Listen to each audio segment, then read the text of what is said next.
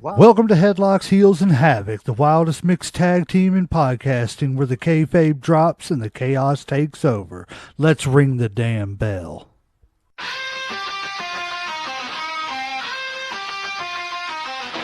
Headlocks tight, heels on the prowl, dropping elbows, hearing growl, feel the foul. No script here, just real, no bluff. Kayfabe crack, now the dirt gets rough. Headlocks, heels, havoc in the zone. Step in the ring, chaos is your home. No filters, no mask, just raw bare tone. Wrestling unscripted, we on the throne. Title belts, mic checks, crowd going crazy. Drop truth bombs, leaving lines feeling hazy. Beyond the kayfabe, past the charade, where legends are born and stories get made. Headlocks poppin', who's hitting the mat? Welcome to the havoc where the real talk's at. Tune in, step through, leave the fake at the door. Headlocks, heels, havoc, now hear the roar. Welcome to the Havoc Zone, ladies and gentlemen, boys and girls, children of all ages. I am one half of the greatest tag team in the wrestling podcast business, the legend J Mac. It's me, it's at LEGEND. And of course, with me as always is everybody's favorite uncle, Uncle Slam. What's up, family? Welcome to the People's Show. There you go. And again, back as we're gonna have to start putting him as guest starring. Yeah. The bad guy JD from Mayhem Media. Welcome him. Yep, absolutely. Thank you, man. I appreciate it. As you can see, I'm going shirtless tonight. It's late here in Pennsylvania, and it's also hot. It was over 100 degrees again today, and we have the air on, but it's still, it's barely just taking the edge off. So you guys wanted me on, and I said, well, I'm shirtless. And you said, well, I don't care. And I said, well, then I'm here. JD's bringing the sex appeal tonight. Absolutely. Everybody. I wanted to show you. Plus, I wanted to show you, too, what a physique is supposed to look like here. You know what I'm saying? So and then wheelchair or not, I got muscle. I got some mass. All right. So what he'd like to have right now is for all you fat, ugly, out of shape Pennsylvania pigs, keep the noise down while he takes his shirt off and shows the ladies what a real sexy man looks like. Yeah. Hit the music. Yeah. If only we could play Rick Rude's music right now. Yeah. Right. Absolutely. If I'd have known we were going to go that direction, I'd have had it queued up. Yeah. Didn't even think about it, dude. Not until you started going there, and I realized where you were going with it. All you need is a real good saxophone, real slow one. Don't even have to be copyright infringement. But no, guys, how's everybody doing? Happy 4th of July. No, it's not 4th of July yet. It will be tomorrow when this releases. We are live right now. Everybody go follow, like, share, subscribe, do all the things, hit all the buttons, and, put all them subscription buttons in a headlock and, do the things we need you to do. Go over to Mayhem Media, hit all them subscribes and buttons and all them things too, the follows and likes and shares and, lions and tigers and bears, get it all in and, help us out. That way we can keep bringing you all the great content from us at Headlocks and them at Mayhem. How's everybody's week been? Everybody got any big plans for the 4th of July? I got people playing, commando out back right now. I scared the hell out of me. I thought my mom fell, so I had to run to her. I got headphones in, guys. I'm legally deaf, and then the headphones, all I felt was the shake of the house. I thought, oh shit, she's dead. And thought you're under attack. She's not. Right, good. I have the same issue. Like, I heard a bunch of noise out back. I didn't know if it was raining or what, and then I figured out that it was a lot of fireworks going off back. So I'm dealing with the same situation out back. I'm basically like under attack. Yes. I actually got to see the fireworks show here in Mechanicsburg. They do it at a park that's probably maybe a mile and a half from me, but I had I have to go down the end of the road and stand in the middle of the street. It's not a public street. It's like an apartment street. So I'm not like standing in traffic or anything, but I did have to go out in the middle of the road, but I was able to see a fireworks show just a couple days ago. That's awesome. Cool. Wasn't bad. It was all right. So for this weekend, I'm not doing nothing but trying to stay cool, man. Yeah. I agree. That's what most Americans, I think, are probably doing right now.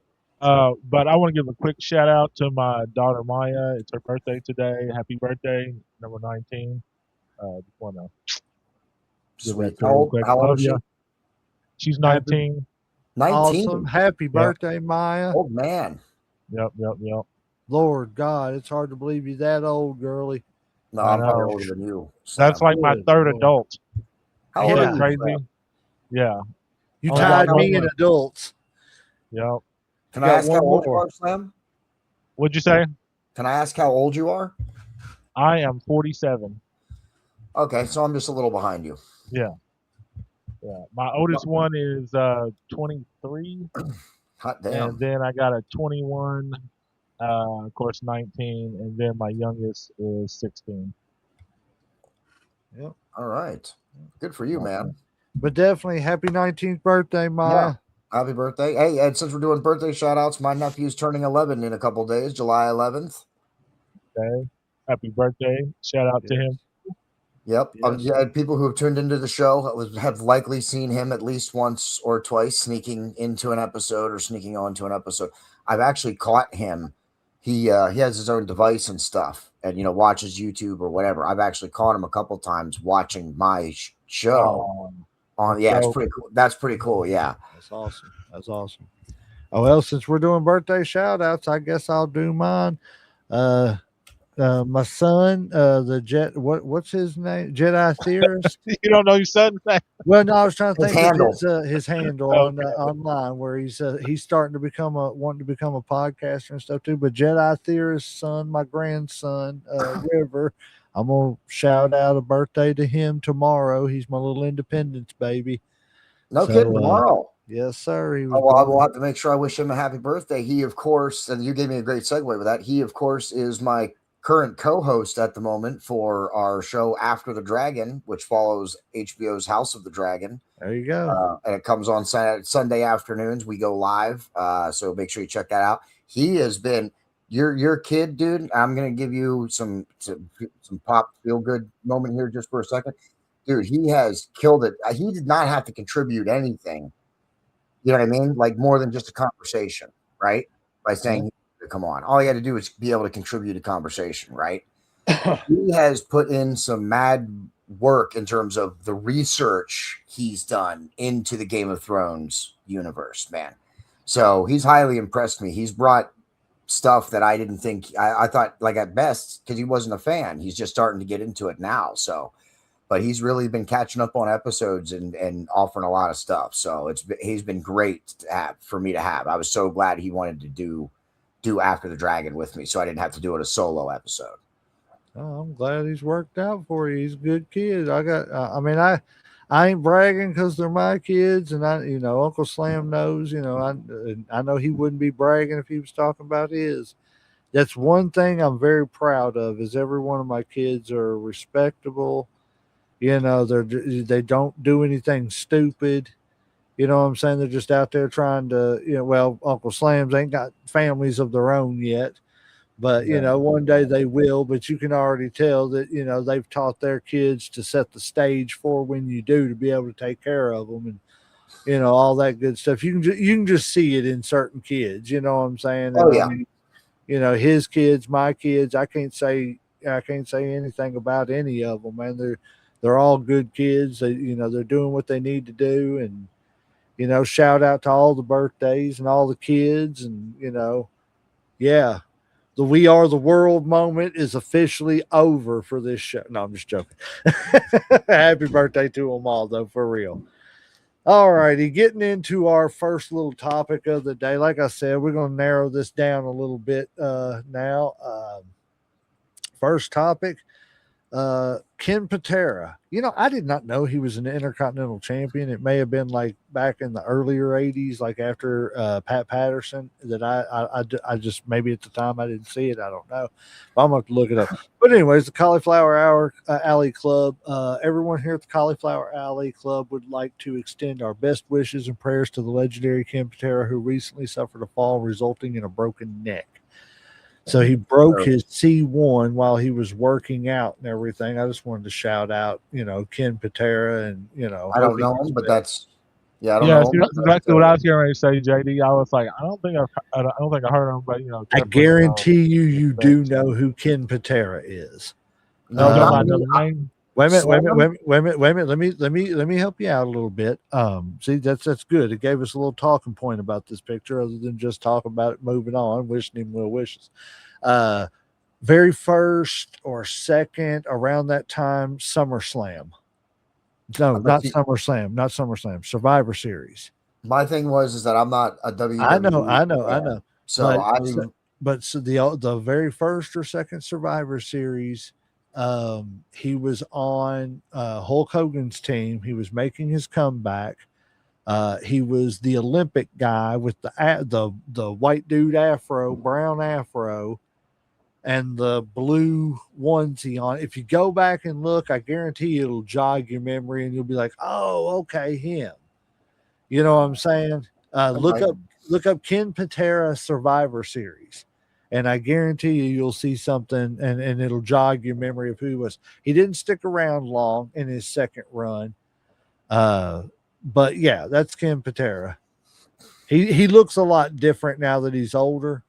Like if I'd have never, yeah, I would. If I didn't know this was Ken Patera, I wouldn't have been able to pick him out as Ken Patera because he didn't have a beard back then and stuff like that.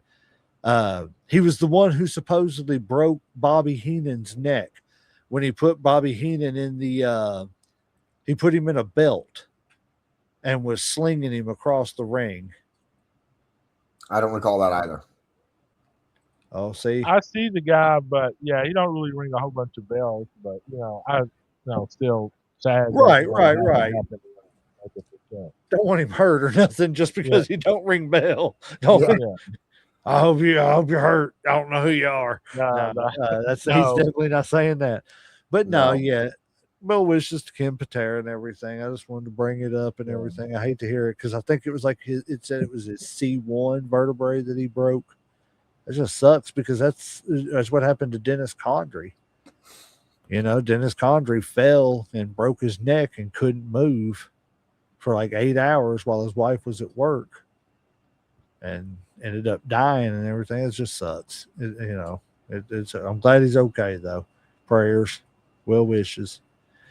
All right, got a little story about Marty Jannetty here. Okay. Let's see. Just a few minutes ago, Marty Jannetty shared an update from his. I'll cut it off. It's my fault. I think it's rehabilitation. Cauliflower Alley for standing. He wanted to thank the Cauliflower Alley Club for standing beside him following his recent amputation.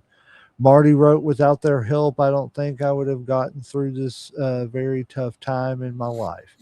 It's a reminder what the Cauliflower Alley Club quietly done for decades. While fans often know the organization for its annual reunion and awards, the CAC also provides assistance to members of the wrestling community facing serious medical and financial hardships.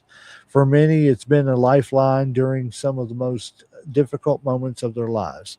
Seeing Marty already working with a prosthetic is encouraging. Recovering won't be easy, but every step forward is one worth celebrating. We wish Marty continued strength through his rehabilitation and applaud the CAC for continuing to support the men and women who've helped build professional wrestling. His colleague shows Marty already working this collage. Lord, shows Marty already working in therapy. It also features a picture of him holding his granddaughter Stella, as well as him and Shawn Michaels' first ever publicity photo together. We are all thinking of you, Marty, praying for your recovery.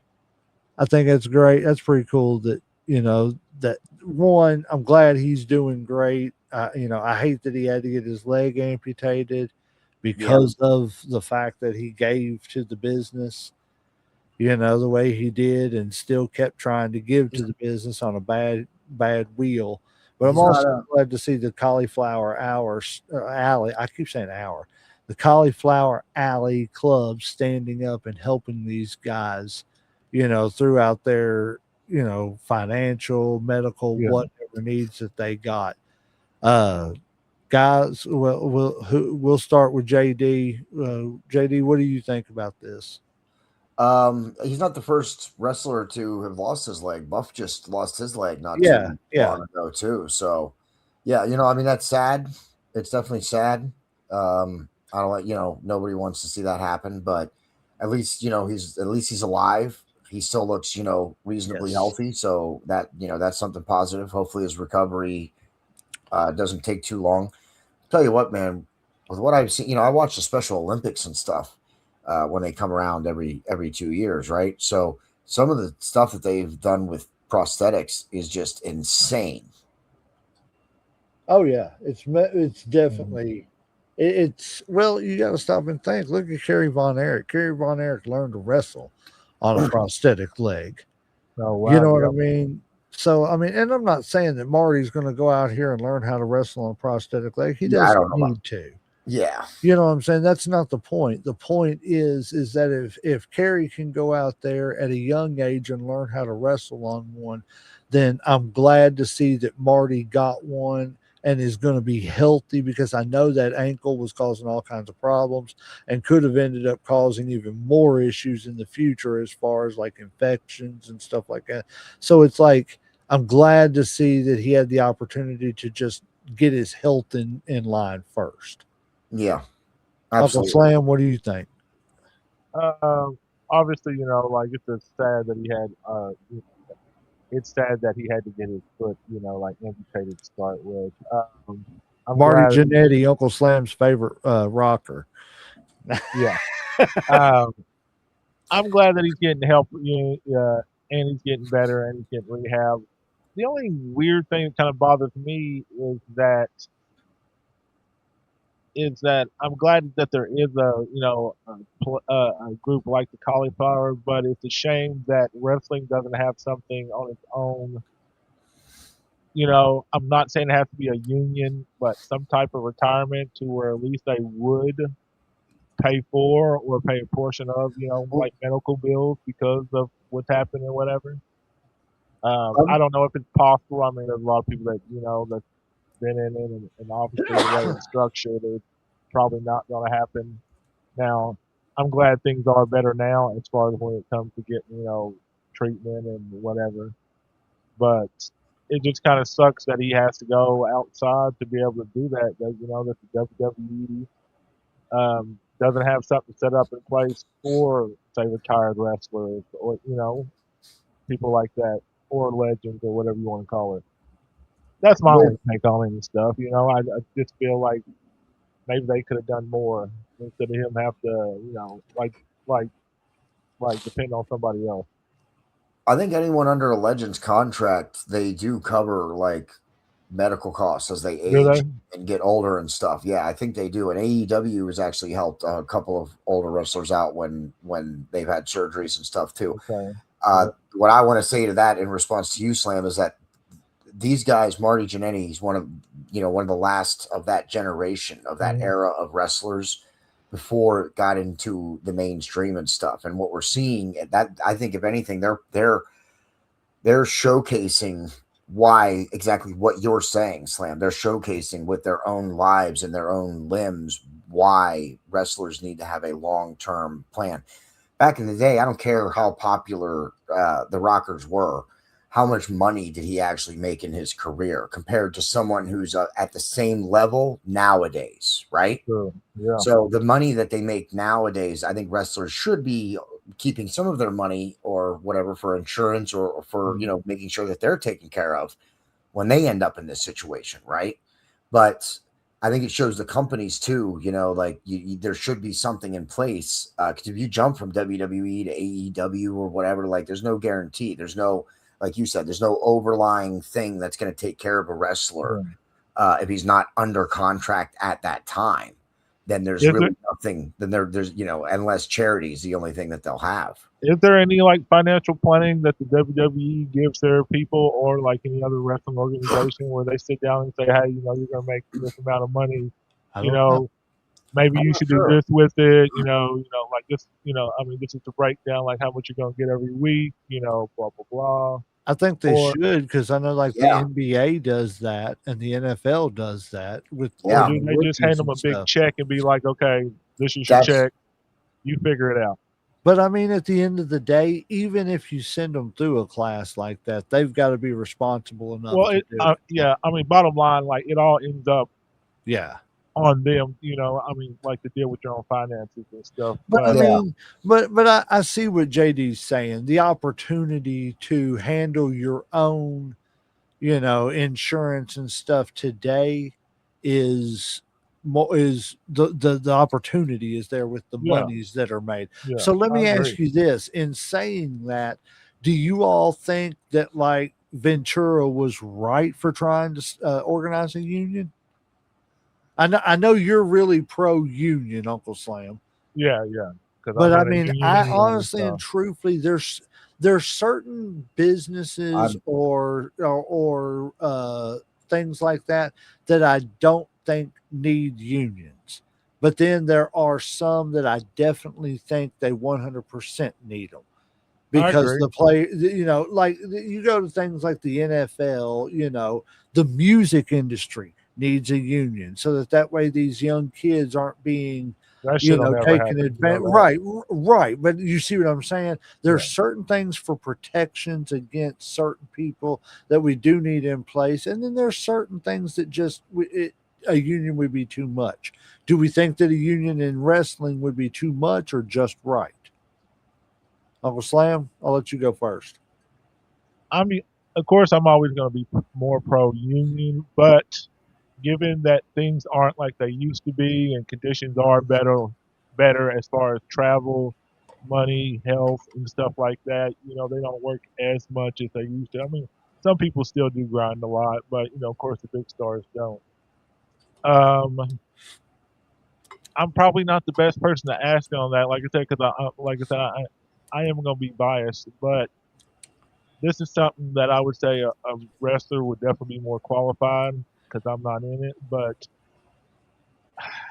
I'm kind of split on this right now. Like I said, because I know conditions have got a lot better than they were.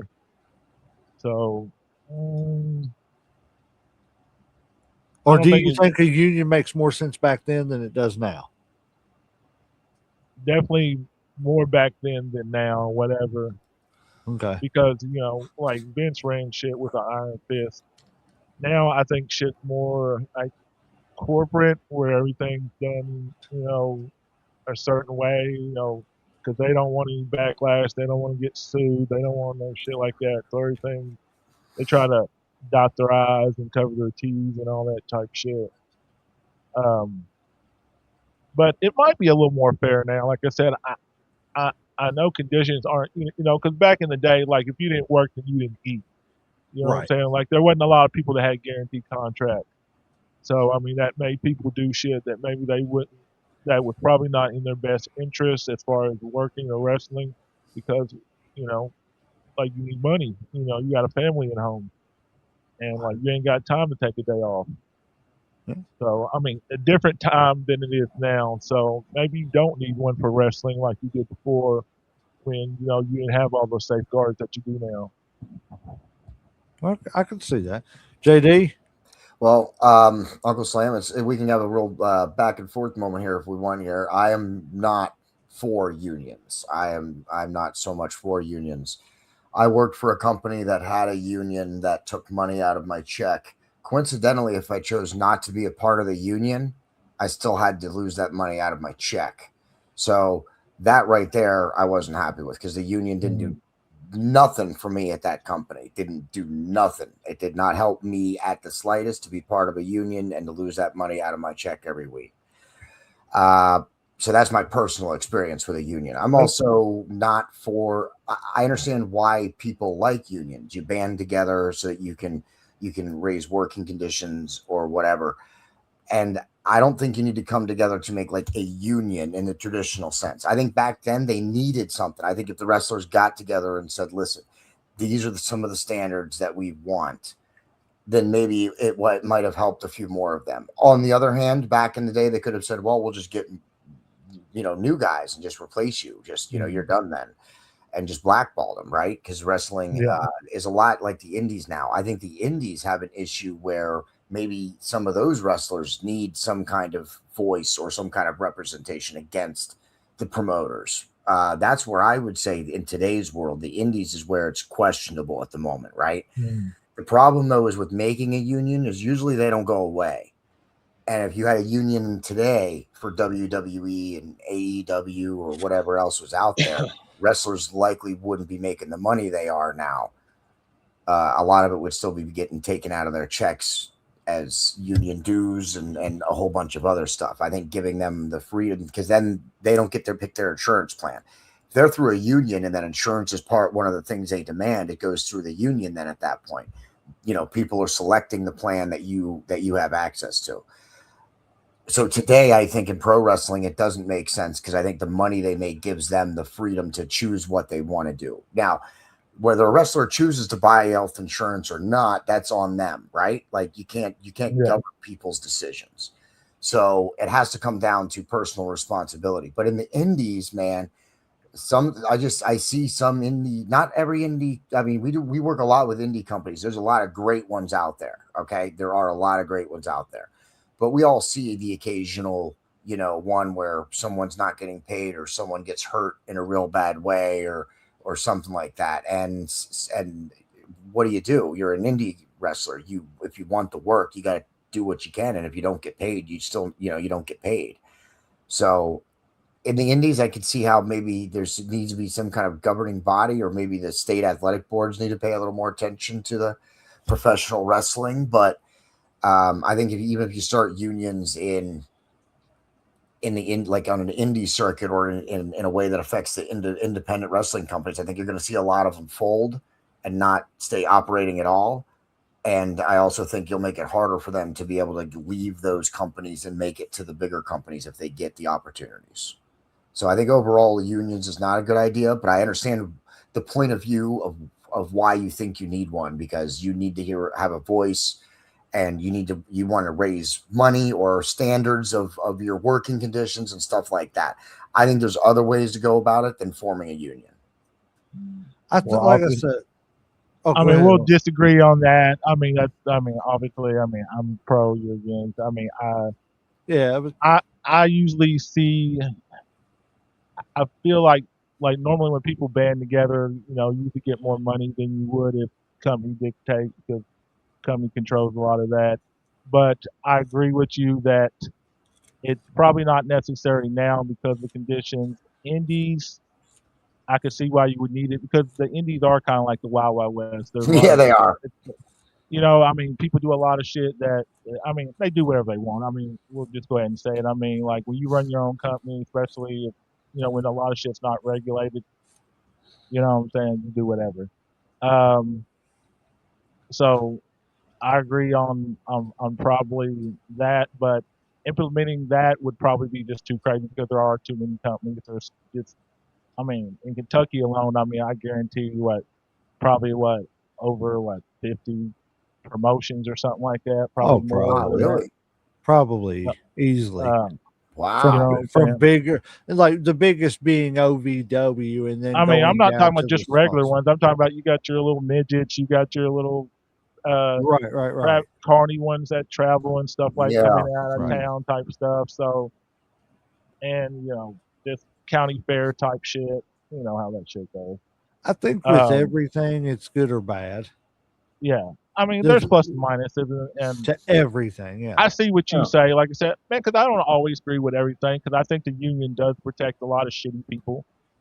I think I think it saves some people that probably should be fired, because I've dealt with some of that shit too, where like I said, there's people I know that should have been gone a long time ago, and because of technicalities, they've been saved. But so like I said, there's plus and minuses and everything. Yeah. I think we could all agree on that. Like I said, there's and that just kind of harkens back to what I said. With the major promotions, there's probably not a need for a union anymore. Yeah. But with the indies, whether it's a union or a union like type thing, that's fair to everybody, whatever, You know what I'm saying? In the Indies, maybe it makes a little more sense.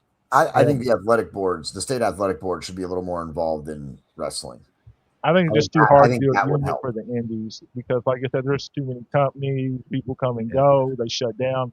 Hell, you could Right. change your like if you don't like something, you could just change your name and start up another company and True. keep going. True. Yeah. Well, like I said, keep the debate going, guys. All in the comments, conversation. We love it. Keep it going. We'll answer your questions. Moving on, we've got Conan will be inducted into the TNA Hall of Fame. What do y'all think about this? Y'all think he deserves? I love Conan. I didn't like him when he was first in the NWO, but like the more I watched him, the more he just grew on me. I didn't like some of the iterations with like I didn't like the filthy animals and stuff. I think they played off the Mexican gangsta Yeah. the gimmick too much. Yes, I mean that was cool and stuff, but I think they played on it too much.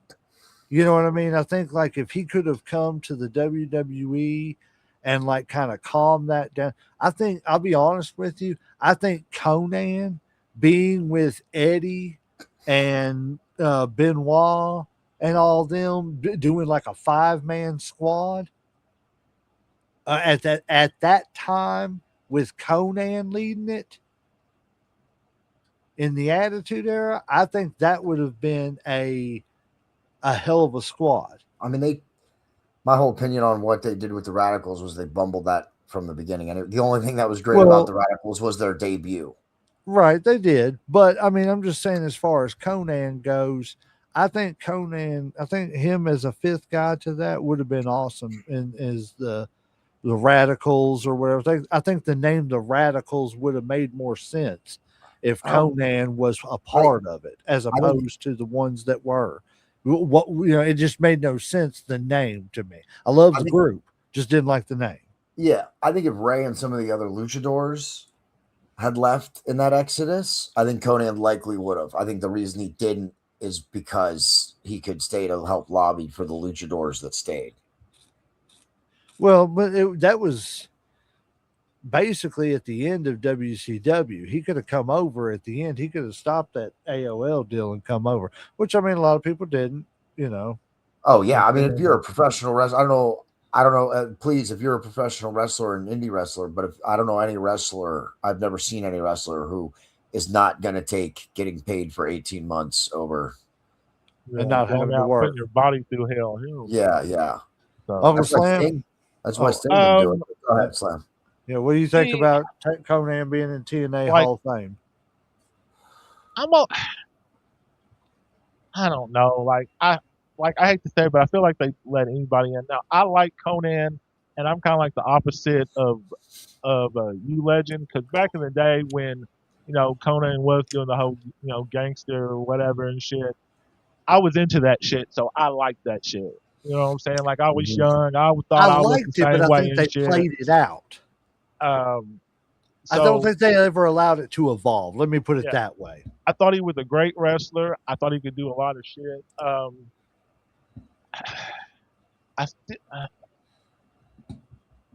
But Hall of Fame, like I said, I'm not saying he don't need to be there eventually. I feel like he could put a lot of even in the people TNA Hall of Fame. Oh, TNA. See, I don't know enough about TNA wrestling, man, to really put that. Like, if you're talking WWE, maybe. But so Roku channel's got a TNA channel. It's you can go back. You can go back and watch all kinds of like the pay-per-views with Sting. See, I don't know. See, I am the worst person as far as TNA because I don't know anything about it really, man. Like, I watch a little highlights here and there, but as far as TNA, I don't know shit. Like, I'm getting ready to start on that Roku. Like I said, on Roku channel, I believe it is. I don't want to misspeak. But on Roku channel, there is a TNA channel that you can go back and watch the pay-per-views. Like I said, the pay-per-views with like from the beginning, with Jarrett and R-Truth and all that stuff and everything. Yeah, you can go back and watch all that stuff and everything. So it's like, I want to, I'm kind of interested to see what I want to learn there a history before, and that way I can like make a more balanced judgment, I guess, Yeah. between that time Well, see, that's me. Like, I can't really give a. All I know is Conan from WCW, and and that's pretty much it. Like anything after that, I don't really have a reference point and shit. Like I said, what was it? He joined LAX in TNA, I believe. He made LAX. Did he make LAX? Okay. Now I know Hernandez and what's the other one? It was Hernandez and oh my goodness, and then the two guys from AEW. There was actually a little bit of it. It was actually a 4-man squad at one time. Was he a big faction or something? I mean, like with the world champ over there? It was mainly a tag team, but at one point in time, it was 4 guys and Conan leading them.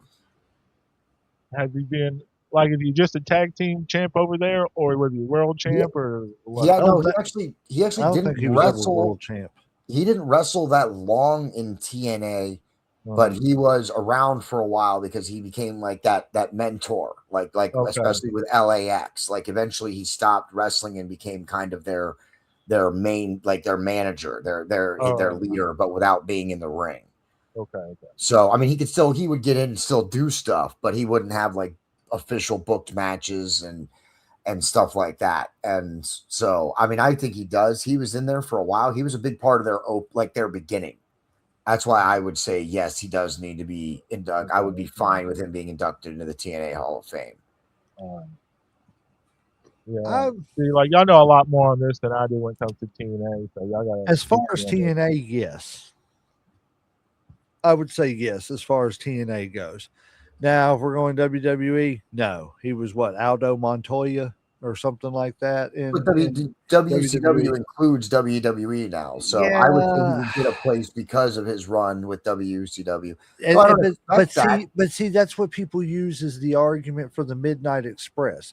But I would argue that the Midnight Express did not compete long enough in what was considered WCW to be considered a great WCW tag team.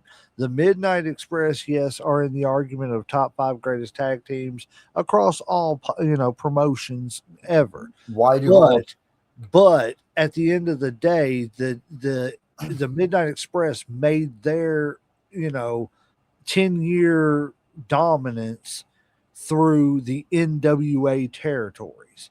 They were an NWA great team that can be considered for one of the greatest tag teams of all time, is the way I look at it. You know what I'm saying? So with the same thing, I consider the same thing with, I don't know. I would also point out WWE. What did you say? Slam? Go ahead, Slam. I was just asking, like, are we asking is like a duration more, or does impact matter more when you were talking about this? It's kind of the way you want to look at it. Because there's some people that were there for a short time and made a big impact, and other people that were there for a longer time but didn't have as great of impact. To be an all-time great, I think it has to mix. I think you have to have the proper balance. You know what I'm saying? The Ultimate Warrior was great for when he was great, and then it's kind of played out as an adult. When WCW came around, and I mean, even JD, a big WCW fan, can attest to this.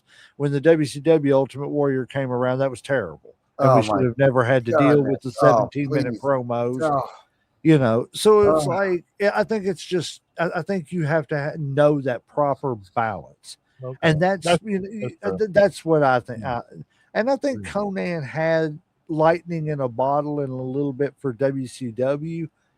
But I mean, and I think he was great. Don't get me wrong. I'm not discounting him because people didn't know Conan, and he was great in the Luchador Mexico and stuff like that. All the Luchador AAA actually. AAA, yeah. I mean, he was great, and he was their Hulk Hogan. Exactly, Slam. Now, like AAA might be a different story. He might right. Like he's their Hulk Hogan and shit. Then I mean, but AAA is now owned by WWE. They're not going to make does that factor in too, right there? So, like, I mean, are you taking? No, because he didn't wrestle in AAA since the merger. I think AAA should have its own Hall of Fame. Could it be backed by the WWE? Sure. You know what I'm saying? But you don't have to. Everything doesn't have I to be don't see them just doing that. WWE. I don't either. Yeah, I I'm don't see just them doing saying that it doesn't. Everything doesn't have to be just under a WWE banner, but that's what they're shooting for. But anyways, I digress. We will move on. All right. Stop Like, what do you boring think? you I all. mean, like, do you think he should be in the TNA Hall of Fame legend? I'm giving a question. TNA, I could see the argument. I wouldn't be mad if he is or he isn't. AAA, most definitely. WWE, hell no. He didn't do nothing in WWE. You know what I'm saying? That's just the way I break it down. And I think everything's, do I think that there should be a WCW Hall of Fame? Yes. I think WWE should stop ignoring the fact that WCW existed. I think WWE, even if you're not going to bring back the brand, at least start acknowledging the fact that there's a WCW Hall of Fame too. Let's do that because there is a WCW Hall of Fame. They did it at Slamboree every year. They inducted people into the Hall of Fame. That's true. So yeah, let's acknowledge it too. such as it was. You see what I'm saying? So I mean, there's just I think Hall of Fame should be subjective to your body of work in that Hall of Fame. Should Rick Martel be in the WWE Hall of Fame? I mean, this is a question. See, that's debatable, right? I'm using it as an example. That's a debatable thing. I don't think it's debatable. I think he should be. But when you go to the AWA, if you have an AWA Hall of Fame, well, he is the longest reigning AWA World Heavyweight Champion of all time. Well, yeah, in AWA, yeah, but not right. That's what I'm saying. It's to me, it's subjective to who you went with. I do agree. I do agree with that, J Mac, and I do agree with they should all probably have their own Hall of Fames. But the WWE owns all of those companies, so and they're likely not going to set them up separately. And I think people should be honored. I think they should. I think what they should do is start a WCW wing of the WWE. Yeah, I was going to say the same thing. AWA wing of the WWE Hall of Fame. I think they should start having these other wings, like the celebrity wing, for the reasons that you're saying, J Mac. Right. Oh, that's what I'm saying.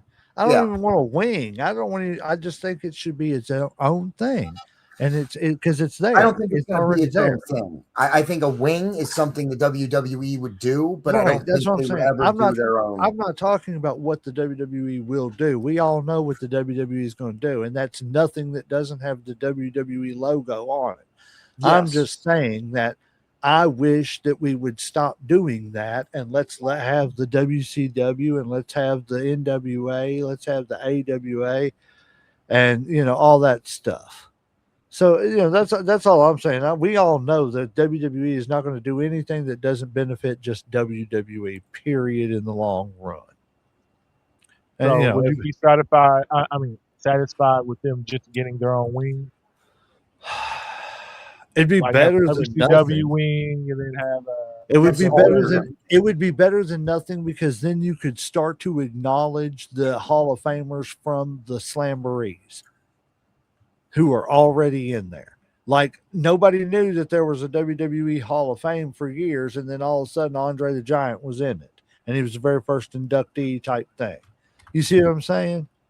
Let's start acknowledging where they were done. That's all I'm saying. My opinion. But anyways, moving on. I didn't realize we were as far in as we are. Let's see. Did you all know that after leaving WWE, Miss Elizabeth became an ESPN commentator for offshore boat racing? Yes, I did. No, I did not. I didn't either, man. I had no damn clue. What year was this? I don't remember what it said, but I was like, huh? Yeah, I believe it was. I think it was something like sometime between 02 and 04 is when she started, really? And I think she did it for 4 to 6 years or so, I believe. Nope, I had no clue.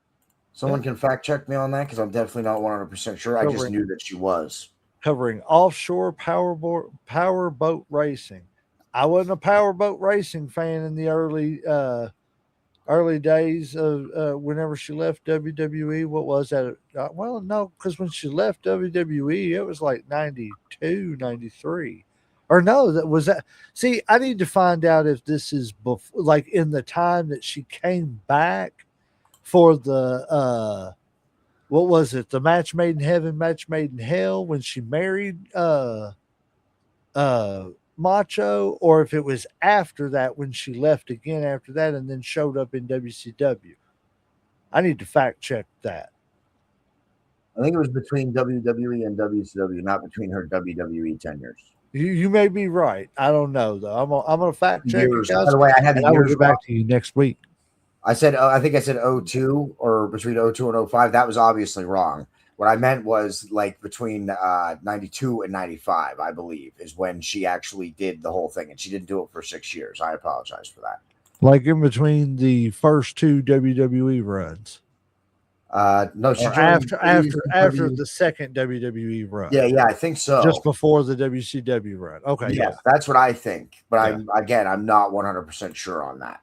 Okay. Well, I'll have to check it out. Like I said, I will I will write it down, and I will report on that next week for all the fans out there. Let me tell you something, brother. All righty, next one. This is going to be kind of a pick your own thing. We'll do quick picks. You got to pick 3 of these guys to start your company with. Who you doing? We'll start with Uncle Slam. Like I said, do quick picks. Let me see. Give me your picks and tell me a quick reason why. All right, we're gonna go Rock because he's a great one, charismatic, gonna carry your company. Ric Flair, greatest to ever do it. Gotta have him. Um, Yeah. last is probably gonna be Andre because he's the. Oh no, well let me see. I didn't see Stone Cold. All right, man. Let me have Stone Cold. Take Stone Cold because it's Stone Cold. Okay, so you got Stone Cold, Oh, Ric Flair, and The Rock. Yeah. Okay, that's 2 people Ric Flair can bounce off of, and 2 guys that can chase Ric Flair. I see that. I'm gonna throw one at you after JD gets done with him. I want to see how it rivals yours. JD, let's give us yours real quick. I think I'm going to stick with Uncle Slam's first 2 picks and go with The Rock and the Nature Boy Ric Flair for obvious reasons. The Rock and the Nature Boy Ric Flair. But my third pick, I don't know if I'm going to go with Austin. I think with Ric Flair and The Rock, you have that kind of personality thing. I think what I would want to round out the third is a wrestler. So I would pick the Hitman as my third. Okay. I like it. I see it. Yeah, I mean, those 3 guys, because you got a technical guy to run off of Ric Flair to have Iron Man matches with. And then you've got The Rock to do the quick electrifying matches like a Lex Luger type match and everything, which, I mean, I'm not comparing The Rock and Lex Luger. Rock is obviously much better than Lex Luger. And I mean, no disrespect to Lex Luger, but The Rock is obviously, even though The Rock is not a technician himself, he's a step above Lex Luger, to say the least. Yeah, I would agree with that, J Mac. So if I'm going to go with this, and I'm thinking of a business model here, and just a business model. Okay. Yes, I'm going to be biased here, and I'm going to be biased for a reason. So my first 2 picks, because I can put these 2 guys on any card in any city, in any nation, and I'm going to draw money because it's the greatest rivalry of all time. I'm taking Shawn Michaels and Bret Hart. I figured you were taking Shawn Michaels. Now, my third guy that I'm taking, because he is cash money no matter where he goes, in what city and everything. And I know I've got 2 matches on the card that are going to draw me money. And that the third guy is going to be Hulk Hogan, because I can put any big man with Hulk Hogan and draw. As long as Hulk Hogan sees money with him, he could draw with him. That's 2 matches on my card that I know that I can just develop everything else. But I know those 2 matches are going to put butts in seats. And that's no disrespect to anybody else.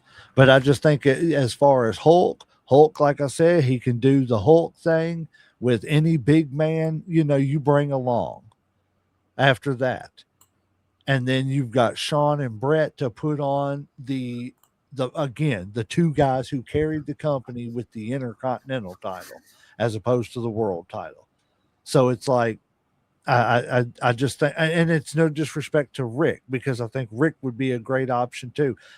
Because I could easily replace Hulk with Rick, and could you imagine that triangle right there? Sean, Rick, and Brett. True. Putting matches on around the country, that would have blasted some stuff. But I just Hulk Hogan for his selling power. Hulk Hogan is the Pontiac Silverdome. You know what I'm saying? And I'm not a Hulk fan. I'm not a Hulk fan.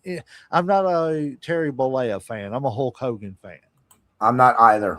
Actually, I'm probably more of a Terry Bollea fan than I am a Hulk Hogan fan. I just think Hulk was, to me, he was what got me involved in wrestling. See, that's the thing. I can't say that. I did not start watching wrestling, even when my parents would try and be like, "Oh, you like Hulk Hogan because he was the big hero, and say your prayers and take your vitamins." And you know what I said? No, I don't like Hulk Hogan. I like Sting. I like the blonde-haired, spiked face. Well, yeah, but Hogan was around. Ow. Hogan was around before Sting. For at least a good 3 years before Sting. So Hogan's what got me started. But when I first seen Sting, I mean, I was like, okay, Sting is something that I can latch on to for this other company. You feel what I'm saying, Uncle Slam? Yeah. I mean, to me, he was the equivalent to, like when I was a kid, you know what I'm saying? Hogan was that main dude, and then Sting was the other for WCW. Right. So, I mean, I definitely feel what you're saying. Of course, I'm always been a big Sting fan. My childhood, I liked Hogan. I like Hulk Hogan. But then, of course, later on, all the shit with Terry Bollea or whatever kind of started me on and shit. My inner child liked the younger Hogan, but the older shit I like. My rational adult says he wasn't the angel that everybody thought he was. Well, I grew up and right. I've just never been a fan of Hulk Hogan. All righty. Well, on to the next real quick. You can't deny his drawing power. I just want to say that. That's true. Yeah, you can. Right? And so, that's the reason I would take him. Yeah. All right, you're in a fight. You got to call one of these guys to save you. Who you calling, JD? Is this a real fight or a wrestling fight? A real fight. You're in a fight, and you got to call one of these guys to stop to save you from the fight. Who you Can I call him Ming instead of Haku? Because I know him. Call him whatever. You can call him whatever you want to. I would call Ming or Haku. That's he was Ming in WCW. He was Haku in WWE. I've heard so many wrestlers say that he is the most dangerous man that they've ever met. Not the craziest. If you want the craziest, you probably look on the right side of that chart. But one of the most dangerous people is always described as Haku or Ming. So I'm gonna call him. Uncle Slam. Well, on this, I think there's only two real choices, which is all on the left side, either Brock or Ming / Haku. I, like everybody else, like you follow wrestling, man, you heard the legend of Haku. So it comes down to those two.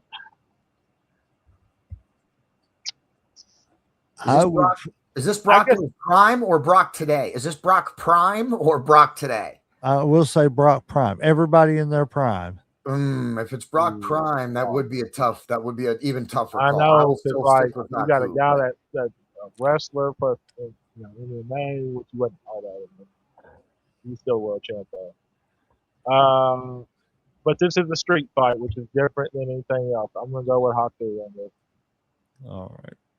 We got Haku guy. Honestly and truthfully, I am going to.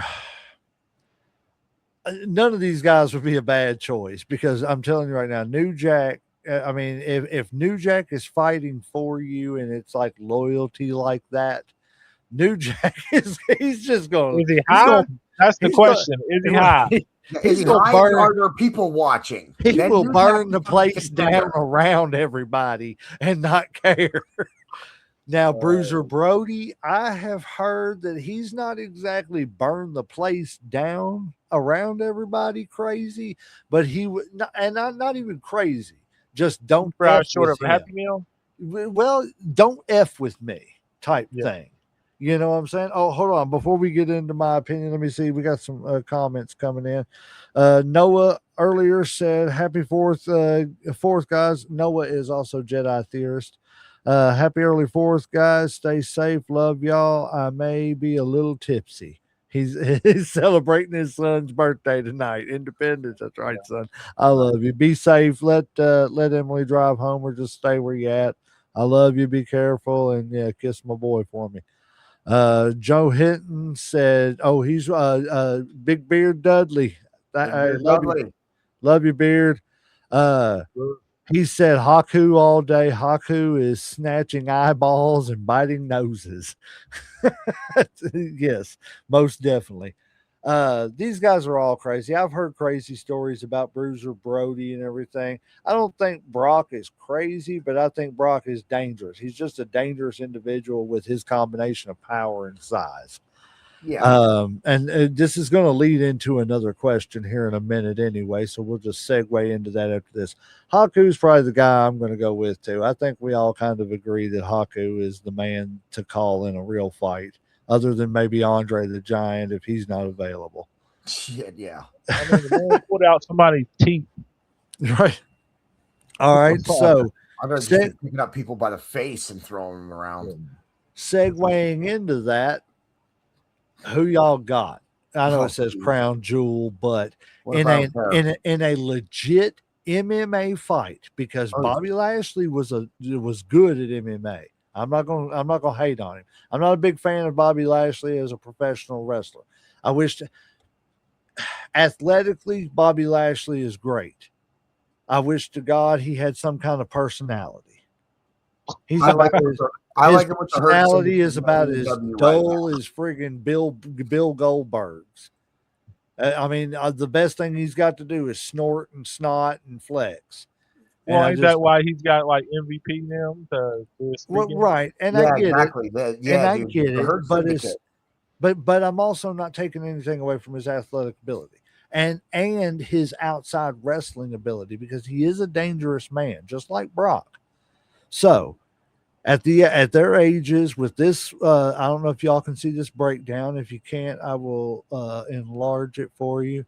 46 Bobby Lashley, 45 age. Height for Bobby Lashley 6'3", height for Brock 6'4". Weight for Bobby Lashley is 273, for Brock is 286. MMA record, Lashley is 15-2. Lesnar is 5-3. 6 KOs for Lashley, 3 for Brock, 6 submissions Lashley, 1 for Brock.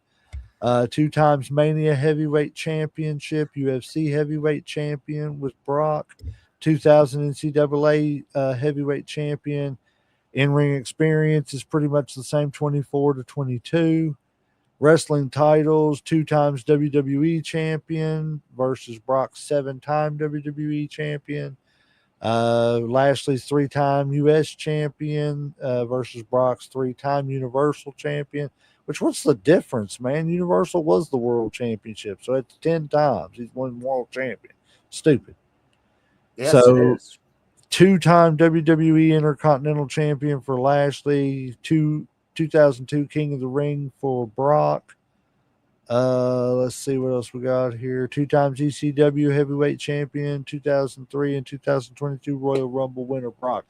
Uncle Slam, who you got? Let's see, because I've actually watched Brock fight before. I haven't seen much. I've seen maybe one fight of Bobby Lashley in like MMA, and from what I know, because I ain't no expert, but I am a fan. I believe if they went at it in MMA, I believe Lashley would probably beat Brock, in my opinion. I think you better striker. Brock is not the best striker. He's more one of them guys. He can get you to the ground and kind of hold you down. He doesn't really do too many submissions and shit. And let's emphasize, I want this to be prime, both of them. Yeah. Because I know Um, Brock had the diverticulitis, and that messed with yeah. him, and it sucks because But he like was I good. said, like in Brock's prime, like like he had, his hands are like fucking hams and shit. But he was one of those guys because he's a wrestler. He can get you down, hold you down and shit, and then kind of just pound you. But he's not a submission guy. He's not really that great as a striker. Bobby Lashley is definitely more of a striker. I don't know how he is in submission. I think if it's standing up, it's gonna be Bobby Lashley, and I don't think Brock can submit too many people. So I think Lashley would win, like if they fought. Okay. JT, Yeah, JD. yeah, JD. Yeah, I'm definitely gonna say Bobby Lashley too. I think Brock's only hope would to land that one shot to Bobby Lashley. If you can catch him with that one shot, then of course Brock could win. He did have the power to do that, but short of that, Bobby Lashley wins that engagement 9 out of 10 times, I think, or 99 out of 100. Okay. I would. I don't know. I don't know enough about UFC. I like watching UFC here and there and everything. I know what I see. I know what I read, and I know what my gut tells me as far as that goes. But like, I would. I wouldn't want to guess who would win with that, but it would definitely be a match I would have loved to have seen in their primes. Thank you to all 8 people watching this. I honestly and truthfully, from the bottom of my heart, I appreciate you watching. Um, we are going to move on to the next one here. Okay, so this is going to be another quick take. So I want you to tell me, don't think too much and just give it to me the way you can. You got 3, 6, 9 teams. These are your tag teams that you've got to run a company with. Now you got to start from your best tag team to your worst tag team and rank them, but you got to do it in a quick take. So try to give it to me in about a minute and a half if you can. JD, you start. These are your teams. You want me to rank them? Right now, basically, yes, from top to bottom. If you were running a company, these are your teams. Okay, who's in the middle row on the right? Middle row on the right, Yeah, that I'm not sure is who the that is. Rougeau brothers. The Rougeau brothers. So Oh my see goodness. the dude on the left, that's the Mountie. Oh, okay. All right. Well, let me start at the top and start with some of the teams I know. We'll put everybody else on the bottom. Probably the British, probably the British Bulldogs. Youngsters. I would probably put number one. The Bulldogs Um, number one. Okay. I would probably put the Arn and Tully number two. Okay. Who's in the bottom right? It's the Barbarian and who? That Barbarian and the Warlord, the The powers of Barbarian pain. and the Warlord. Um, They were the closest thing to the Legion of Doom, and probably the only thing that really could have rivaled the Legion of Doom, because I don't think Demolition was even a knockoff of the Legion of Doom. I think they were something totally different, but that's just my opinion. yeah, Go ahead. I definitely don't know a lot of these tag teams. So I'm gonna put the Wild Samoans. Is that who's in the middle, right? Yeah, I don't know if it's Wild Samoans or no, that's Head Shrinkers. Oh, the Head Shrinkers. Well, I mean, the descendants of the Wild Samoans, aren't they? Yeah, technically, but that's Rikishi and Tama. I think it is. No, not Yeah. Tama Tonga. So I'm gonna put them. I'm gonna put them Samu. number 3, and then put I can't remember. You just told me their name, and I can't remember the Rougeau brothers. No, Barbarian and Warlord. Powers of Pain. Powers of Pain. Yeah, I'd probably put them at number 4. Put the Rougeau brothers at number 5, and I don't know who the other 4 tag teams are. So it's Power and Glory, the Killer Bees, the Wild Stallions, and Strike Force. Okay. Yep. Definitely You seriously don't know who those teams are? None of those. Listen, those tag team names did not help me know who those are. All right. Well, moving on to Uncle Slam then. The other 5 teams. When you said Rougeau and you said the Head Shrinkers, I knew. All right, yeah, I know who they are. Dude, the fabulous Rougeau brothers are some of the greatest French Canadian tag team. I know who they are. I know the 5 teams that I picked. I don't know. Nope, nothing about the other 4. Uncle Slam, give it to us then. All right, let's see. I'm gonna go with Arn and Tully number 1. Okay. I'm going to go with the Head Shrinkers 2. Okay. I'm going to go with the Bulldog 3. Who's at the bottom middle? That's the Young Stallions, Paul Roma and Jim Powers. Let's see. I'm gonna go with the Powers of Pain.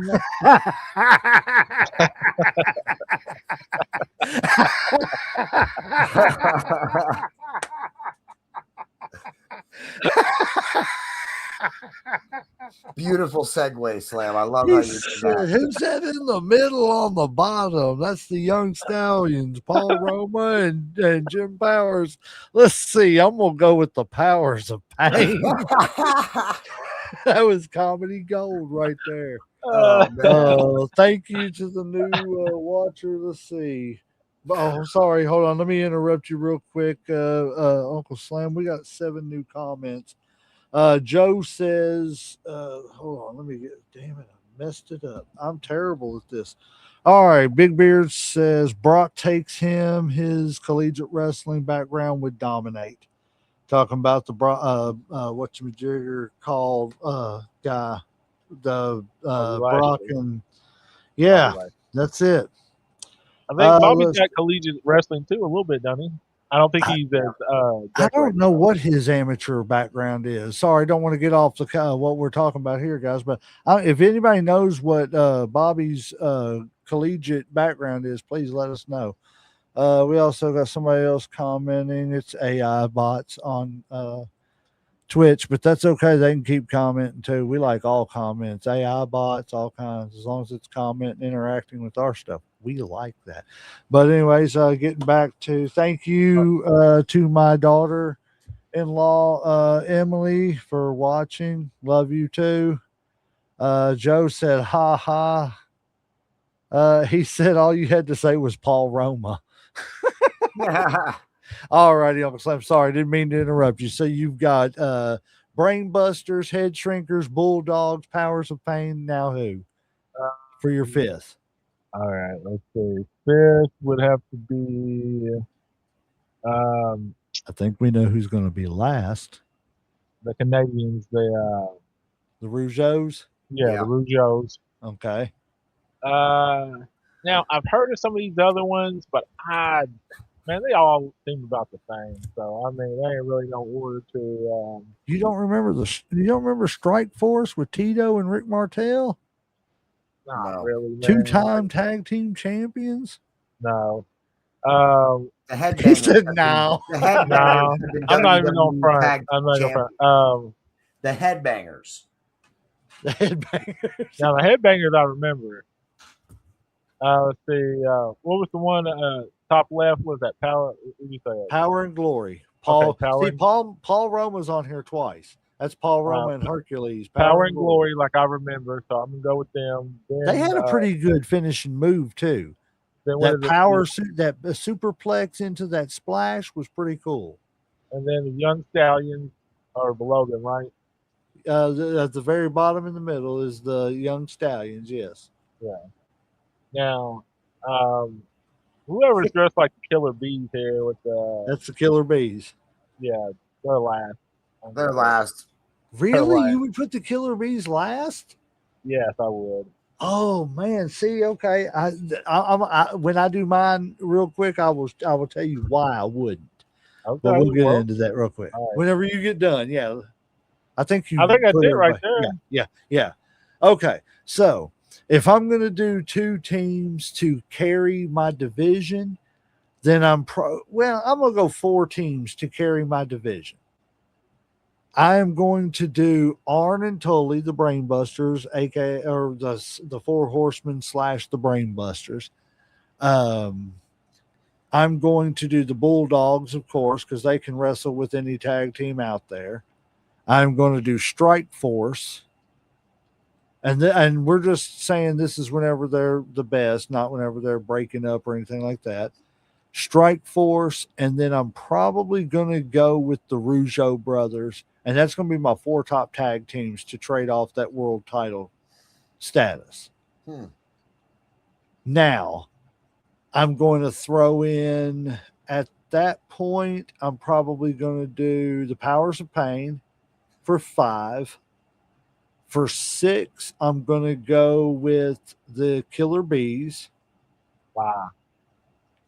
Okay, so the Killer Bees. You want me to elaborate on why? Because Well, they're like you said, you were going to. right. I don't think that they were good enough to be one of the top four. And I'm not saying that they were bad because they were a good tag team.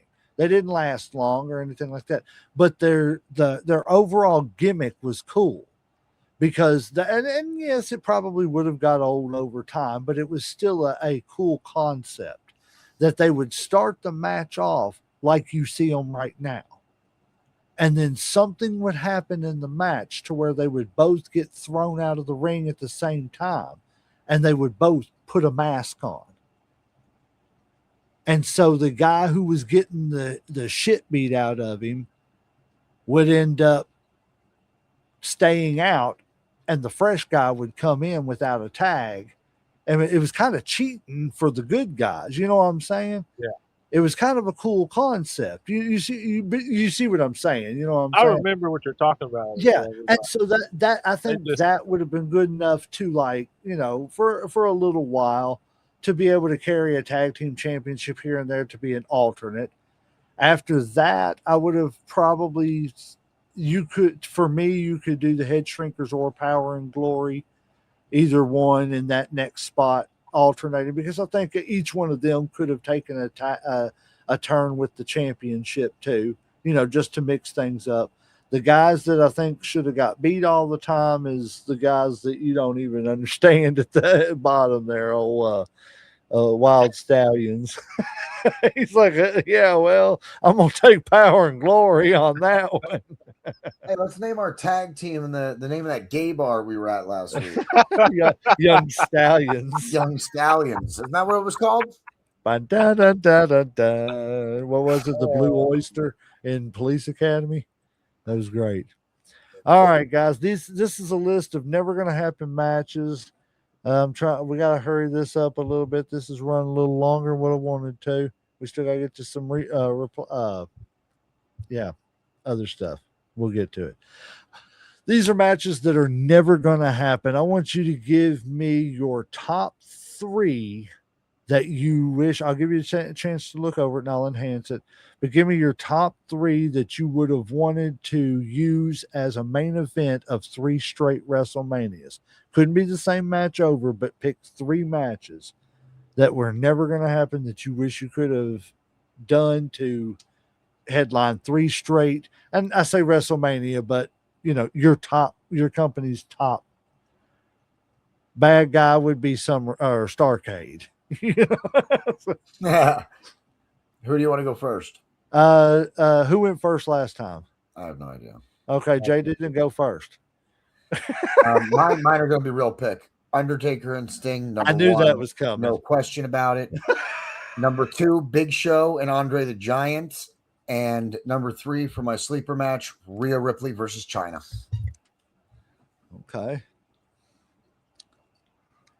Uncle Slam. Let's see. I'm gonna agree with JD on the Undertaker Sting match. Let's see. What else do we got here? I ain't got time. I probably greatest. Is that Stone Cold and Randy Orton at the bottom? Yep. Stunner versus RKO. Yeah, I would take that. Hey, move your microphone in front of your face. Sorry. I would take Stone Cold and then Randy Orton. Of course, the first one I said was Sting and Undertaker, and then next,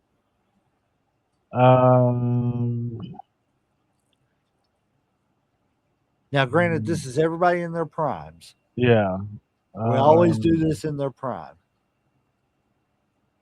What's the one right that who's that? Is that Ahmed Johnson and Kane? Who's beside that is Obafemi and Unmasked Kane. Okay, who's right beside them? I can't tell who those 2 people are. That is John Morrison and Seth Rollins. Okay, no. He said, I ain't going. He said, I pick. John Morrison's was his Young Stallions. Yeah. I'm going to go with this other big then. Let me get Sasha Banks, and is that AJ Lee? Yeah, AJ Lee. Okay, Okay. okay. Let me get AJ and Sasha Banks then. All righty. If I'm going to go my three to headline three straight WrestleManias, I'm going to have to start off and agree with Uncle Slam. Uh, I don't think you could go wrong with either one of the Rhea Ripley, China, or AJ Lee, Sasha Banks. My only issue is I love China, but China was not a good wrestler. Unfortunately, she was from that time period where women weren't taught to wrestle as good as the men were. Unfortunately, uh, sad time in wrestling too, by the way. So I'm gonna go with AJ Lee, Sasha Banks, uh, and I'm doing these in order of how I would do the matches. So year one is going to be AJ Lee Banks. Year two is going to be Shawn Michaels and Eddie Guerrero. Because could you imagine like 94, 95, 96 Shawn Michaels and prime Eddie Guerrero going at it? Okay. The Not bad. matches. And then to top it all off, the culmination year three is going to be, I think it's the obvious choice. You got to go with Sting Undertaker. That's the one everybody wants. I think that would have been the best match. Plus, not only that, like I said, I mean, I love Sting. Don't get me wrong. But just like, and Undertaker was kind of the same too. But you pretty much were going to get the same match all the time from these two wrestlers, just like Rick, just like Hogan. You know what I'm saying? They had their formula that worked. It's not a knock on them. That's what you do. You learn what match works for you and you do it.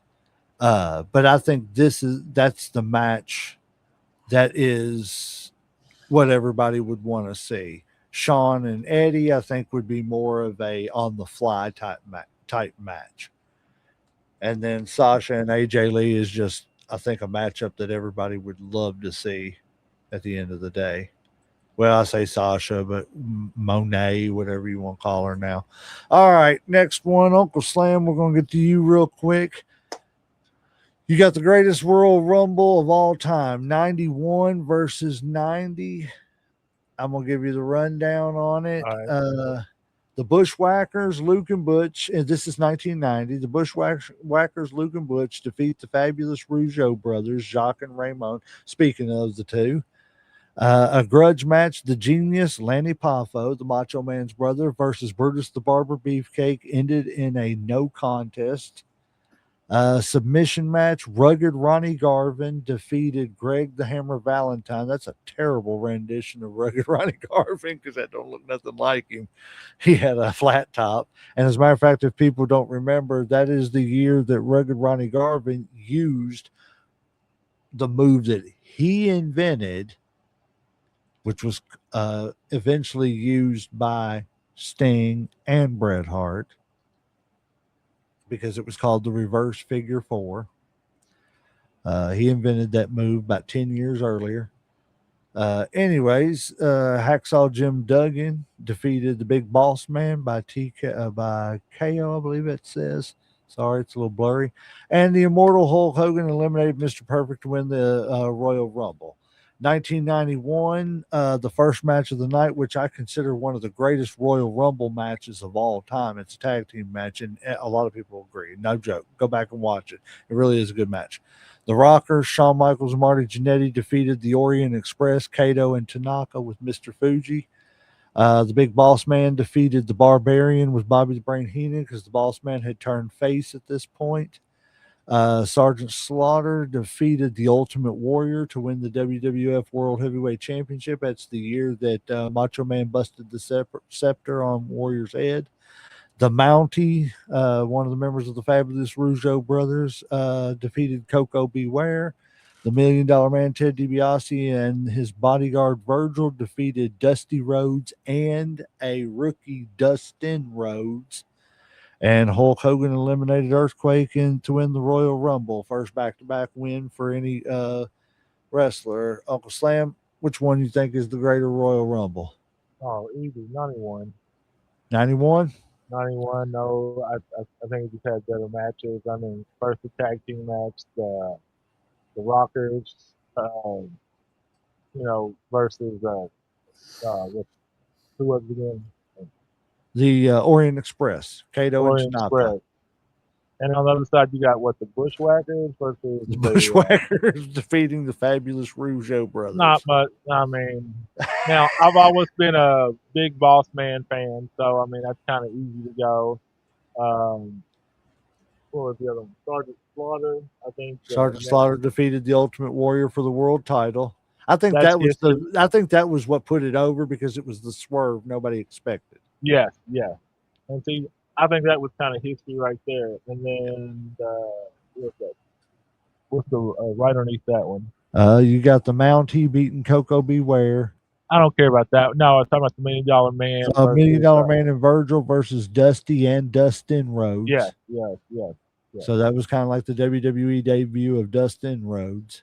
And I think Hogan, to me, now I know more people probably gonna like, the 90 as far as Hogan's match, but I liked him versus the Earthquake more because I thought it was more of a challenge. Okay. So yeah, 91. I think they just had better matches. All right, JD. Yeah, 91. It's a more balanced card. You get 3 tag matches, 2 singles matches in the Royal Rumble. That's a much better card just in terms of match type. And then obviously the personnel, I think. You mean 2 tag matches? What? You mean 2 tag matches? Oh yeah, you're right. I'm sorry. 2 tag matches, 3 singles matches, and then of course the Royal Rumble match. I think that just the matches alone make it better. And of course, Sergeant Slaughter beating Ultimate Warrior for the WWF title was monumental at the time. Yeah, man. So yeah, I think 91 definitely over it. Yeah, they definitely. That's what I liked about that. Like I said, that was the swerve that nobody seen coming as far as that pay-per-view. Okay, so moving on as quick as we can. Like I said, I don't want to keep everybody too late. We're trying to shorten these shows, and it's not being successful this week, but we're trying. So we already know where JD's going to go on this, but Uncle Slam, I'm interested to see what your take is. Are you NWO or are you DX? Probably NWO. Oh yeah. Yeah. I'm going to be honest. I mean, JD, tell us where you go. I know where you're going to go to. Yeah. I don't think you need to ask me. Why don't you go ahead, J-Mac? I'm obviously NWO. Well, I look at it like this. One, the thing that I think is so gracious about it is it was 2 different organizations. Oh, I love both. I want to be clear about that. Like, yeah. Me too. I cannot honestly and truthfully rank one above the other. Do I think DX came about partially because of the NWO? Yes, there's no doubt. But do I think that, certain wrestlers came about because of another wrestler? Yes, no doubt. You know what I'm saying? So they also both provide different incarnations of the group. Yes, and that's the thing. DX was doing stuff like flashing their butts and stuff like that. NWO wasn't doing that. NWO was more like gang warfare. When I look at the NWO, I think of NWA rap. When I look at DX, I think of grunge music. Does that make sense? Yeah. It's 2 gangs. Different. Yeah. But they're different in the way they present themselves, neither one being better than the other.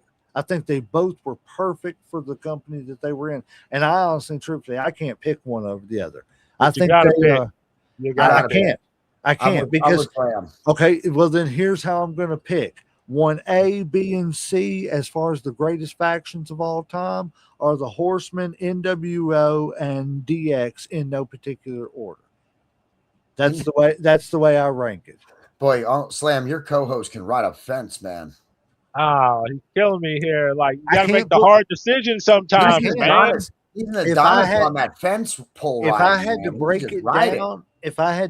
it down, and I had to grab and latch onto one, I probably would go with DX. And the reasoning is because I think that because they were kept a smaller group, even with the Stone Cold shit, Shawn Michaels, Triple H, China, Rick Rude faction, versus, all the incarnations up until the last, 5. I think they were kept small so it was easier to stay loyal. Are we talking about small DX or big DX? What any DX? Like, what do you With consider big DX? Well, big is That the what's on the one with the screen. Road Dog and X Without Pac. Sean. Yeah, Badass, yeah. without Sean. X-Pac Yeah, China. I think any yeah. version of them, they were kept. If it wouldn't have been for the fact that they needed somebody to jump up and become a new heel, which was Triple H, and he wanted to do it anyway, but he was trying to bump himself up and everything. I think if that wouldn't have took place, they were still the most loyal team. At that point, the NWO was like, oh, who's turning?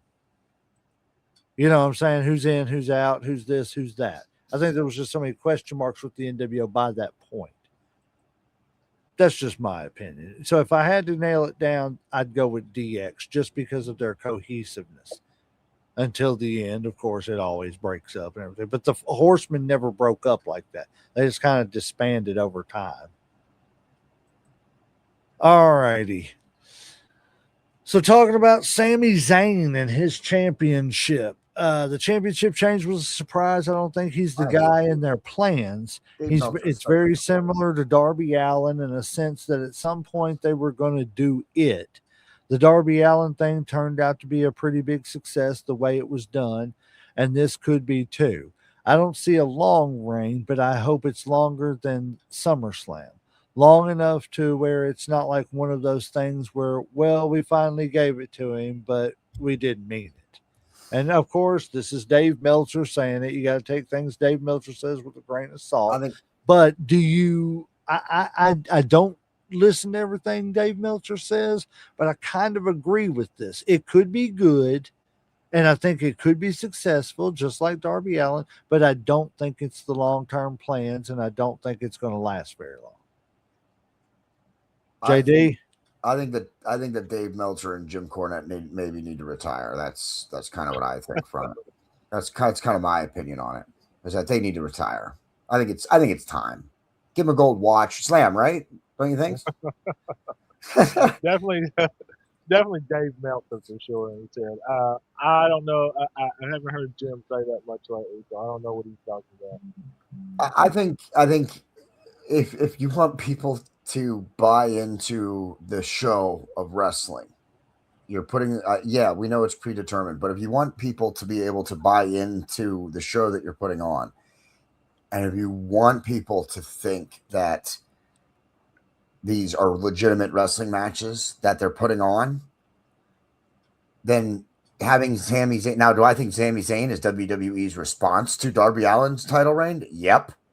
100%. I think if Darby Allin doesn't reign with the AEW title, I don't know that Sami Zayn does. I think this is a WWE response to something the AEW did. But I think it's bad for either company. I think it just goes to show that at any given night, if you are in there with the world champion, you do have a chance to win. I don't care how long it is. I don't care if it's a week. I don't care if they take it off Sami Zayn next week. Just like if they take it off Darby Allin. I think I would also like it to be a long reign. It's just it's the mystery of being able to win. Anybody can win exactly at any point in time. That's why I absolutely like both of those guys winning the belt, because if you want people to think that anybody can win at any given time, you occasionally have to throw some curveballs in there and have this person win. So I don't have a problem with either one. I think it's great for wrestling, and I think it's exactly what WWE needed, because they were really starting to fall off the table. So Joe, sorry, I'm gonna get to some of these comments real quick. Joe said, "You don't know the Killer Bees?" No, I don't know the Killer Bees, Joe. I'm sorry. Nikita, she's joining us. Thank you for watching. She said hello. Thank you for always being here. Joe said China Style could still pull it off. Joe also said NWO's downfall was all the members. DX wins for keeping it small. Yeah. Joe also said Sean DX was a tag team. Trips DX was a stable. I can see that. Even though I don't know, I kind of consider it a stable too, because they had Rude. 4 people is You know, Yeah, they had Rude, they had it bordered on that stable tag team line.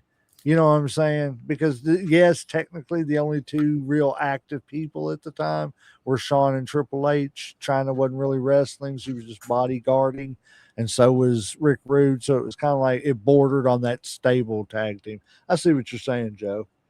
And Joe said Sammy was a political move. I guess he's referring to the fact that uh, Sammy was it was in Sammy's home area. And Joe just hold on, sorry, let me get to this last one. Joe just said Rude wasn't active. Right, that's what I'm saying. It kind of borders on that, you know, Rude being active. They were kind of waiting it out to see if he was going to be able to get back in the ring or not because of his I can't remember if it was back or his neck. His But neck. he broke something and Sting broke his neck. Yep, he sure did.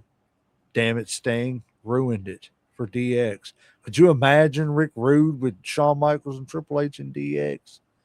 Changing kind of like Rick Rude's. I think that changes. I think that would have changed the Monday Night Wars in a much more fundamental way than DX had already started. Like the NWO DX battle, that was already starting. So, but Rick Rude, an active Rick Rude, but see, he was in the NWO. Yeah, on the same night. Yeah. On the same, yeah, exactly. So yeah, I mean, I just think Rick Rude in either one would have been phenomenal. I'm a big Rick Rude fan. I just think that because you could eventually broke Rick Rude off from DX and had Rick Rude versus Shawn, Rick Rude versus Brett, Rick Rude versus this guy, that guy, blah blah blah. Anyway, all right, getting down to the last one I've got before we get to the results of the shows real quick. Let's see. So, Uncle Slam, have you had a chance to look at anything that happened at what is it, Forbidden Door? I've seen a couple of highlights. I don't know like everything, but I know the main thing. Have you seen the fact that they had a round ring? Yes. Round cage. Yeah, well, yeah, that's what I meant. Round cage. You knew what I meant. I saw that. I saw the explosions. I saw the. That was cool. Yeah, Darby Allin coming off that motherfucker. God. So my question is, what do you think about this round ring open top as compared to the Hell in a Cell closed top, or can you even compare them? No. Let's start with Uncle Slam on this one, then we'll get to JD, because I know JD's the diehard AEW fan. That man will defend AEW over anything. I promise you, people. That's not a bad thing. I think it's cool, man. Like I said, I mean, I ain't got no issue with it. I think it's something different. I think ain't nothing wrong with trying something different. I mean, if it don't work, you always go back to what you did before. If it gives you more freedom, if it gives you more ideas, go with it and shit. I mean, I think that's what wrestling's about, is taking chances. Like, if we keep doing the same steel cage matches they used to do back in the day, we would never got a Hell in a Cell. We never would have got a lot of the matches that we have now as far as cage matches. So do it. I'm all for it. Before you answer, JD, I'm gonna give my little response to that, because I agree with what you're saying, Uncle Slam. It's like we had cage matches before. Well, it had to evolve from an everyday cage match, so it had bigger stakes. The bigger stakes were, okay, we went to a Hell in a Cell. Well, actually, if you want to get technical, it went from a cage match to a War Games match. Yeah. Two rings in a covered cell. Then it went to Hell in a Cell. Then they had to up it even more. So instead of having teams and 2 rings, it was Elimination Chamber. You know what I'm saying? So it's always up in the game. I'll be honest with you. I thought the design of the cage was kind of pretty cool, to be 100% honest with you. I didn't have a problem with it. Like you said, it's got to evolve somehow, some way that makes sense. So why not try something new? Like Uncle Slam said. JD, I know you love AEW, so I'll let you get the last word in on that one. Yeah, I like the design of the cage. Like Uncle Slam already said, and you guys said, it's something new. And if you don't try something new, you're never going to find what's next. So is it? I don't think it's the finished version. I think it'll evolve over the next couple of years, or however many often they want to do the event. I don't know if it'll just be a Forbidden Door thing. I don't think so, but I like it. A round cage, you still have some floor space. I would reduce the number of participants. That would be my critique of the match. I think 6-on-6 is a lot. And I think you could do 4-on-4 or maybe at most 5-on-5. But I think 6-on-6 is a lot of freaking people. Yeah, I agree. Well, that's all the news stories I got. So I am going to hurry up and get out of the way. Well, the biggest thing I got to talk about real quick is Forbidden Door. And I know Uncle Slam hasn't watched it, but we are working on also getting Uncle Slam being able to watch things like AEW as well. So we will be able to all actually critique AEW events and everything. As always. Oh, so go ahead. I was just gonna say, remember Mayhem Media, where we shifted to AEW coverage off of WWE, so we'll be doing prediction shows, and we'll be doing like a kind of a talk show, like what you do in between the pay-per-views as well. Me and Wolfman, shout out Wolfman. Touche. So yeah, I'm just going to talk about the Forbidden Door real quick, and I'm just going to leave it at that. Let Uncle Slam do the results he has, because Forbidden Door may take just a second, and I really don't want to drag this on too much longer. I'd like to, because I know Uncle Slam's tired. It's going to be a big day tomorrow, 4th of July. Everybody's going to be doing stuff. Speaking of which, 4th of July, everybody be safe out there. Be safe, have fun. Don't get into fights over stupid stuff. Let's remember what makes this country actually great is the fact that we all can, we're all, there's only one race that matters. That's the human race. Let's all just love each other and help each other. And if you can, and if you can't, then at least, stay inside. Yeah. Don't, if you can't, what's the old saying? If you can't say anything nice at all, don't say anything. No. It's an old parable. It's about a guy, a hunter, who's getting chased by a bear, and he climbs a persimmon tree. And when he climbs the persimmon tree, he sits there and he says, "Hey Lord, you've done all this stuff for everybody else. So if you can't help me, for goodness sakes, don't help that bear."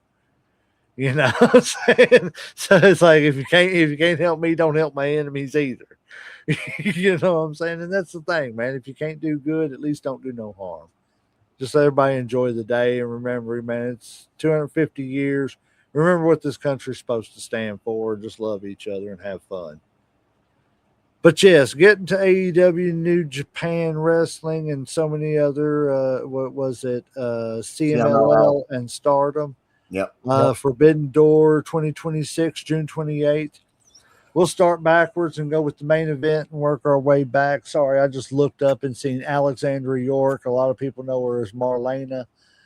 She's walking down with instead of Ricky Morton, it's Richard Morton, even though he was I never understood that, because even though he was like turning into a rich aristocrat in the York Foundation, he still wore his rock and roll uniform.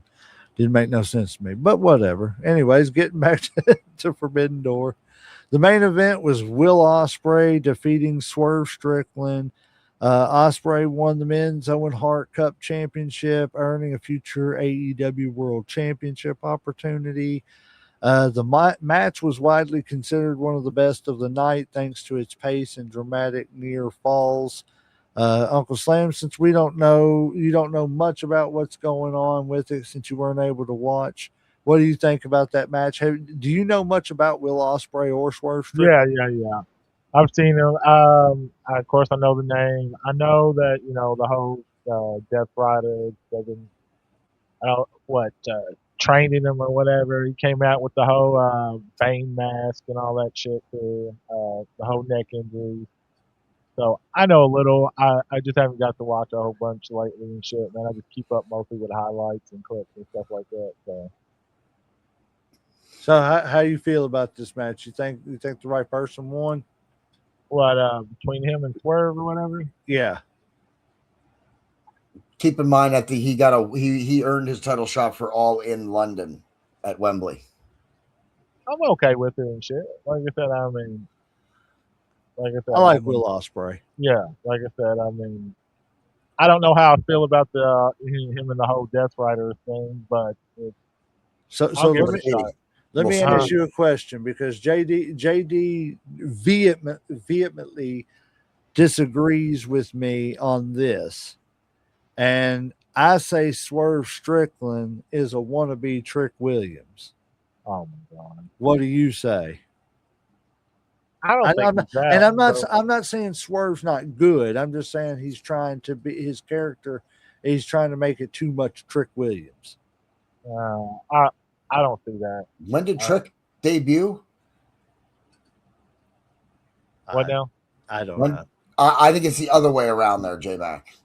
I think Trick No. Williams is trying to be Swerve Strickland in the WWE. That's what I think is happening. I don't agree with that. I'm pretty sure Swerve Strickland was Swerve The Strickland Swerve in he AEW was before Trick Swerve Williams. Strickland, but he wasn't this Swerve Strickland. He's been an evolving character since he joined AEW. He started with a tag Right, team and he with, evolved more into a Trick Williams type guy. And I'm not knocking him. I disagree. Yeah, I disagree with that. I don't see the connection or the correlation except that of their. I don't want to say this, except their skin color and a little bit of their body size. I don't see the correlation between the two wrestlers. So I think it's starting to separate now. I think now that WWE is pushing Trick Williams a little bit more, I think it's starting to separate. But what Trick Williams was in the NXT and how he was like there, he like skyrocketed in NXT. And I think when AEW seen that, they were like, well, let's kind of, and it's no offense because it's just the same way as like, I hate to say it, but WCW basically told Booker T to be their version of The Rock. That I can see a little bit more than the correlation between Trick Williams. I think it's the same thing. They just told him, hey, I need you to be this version of this.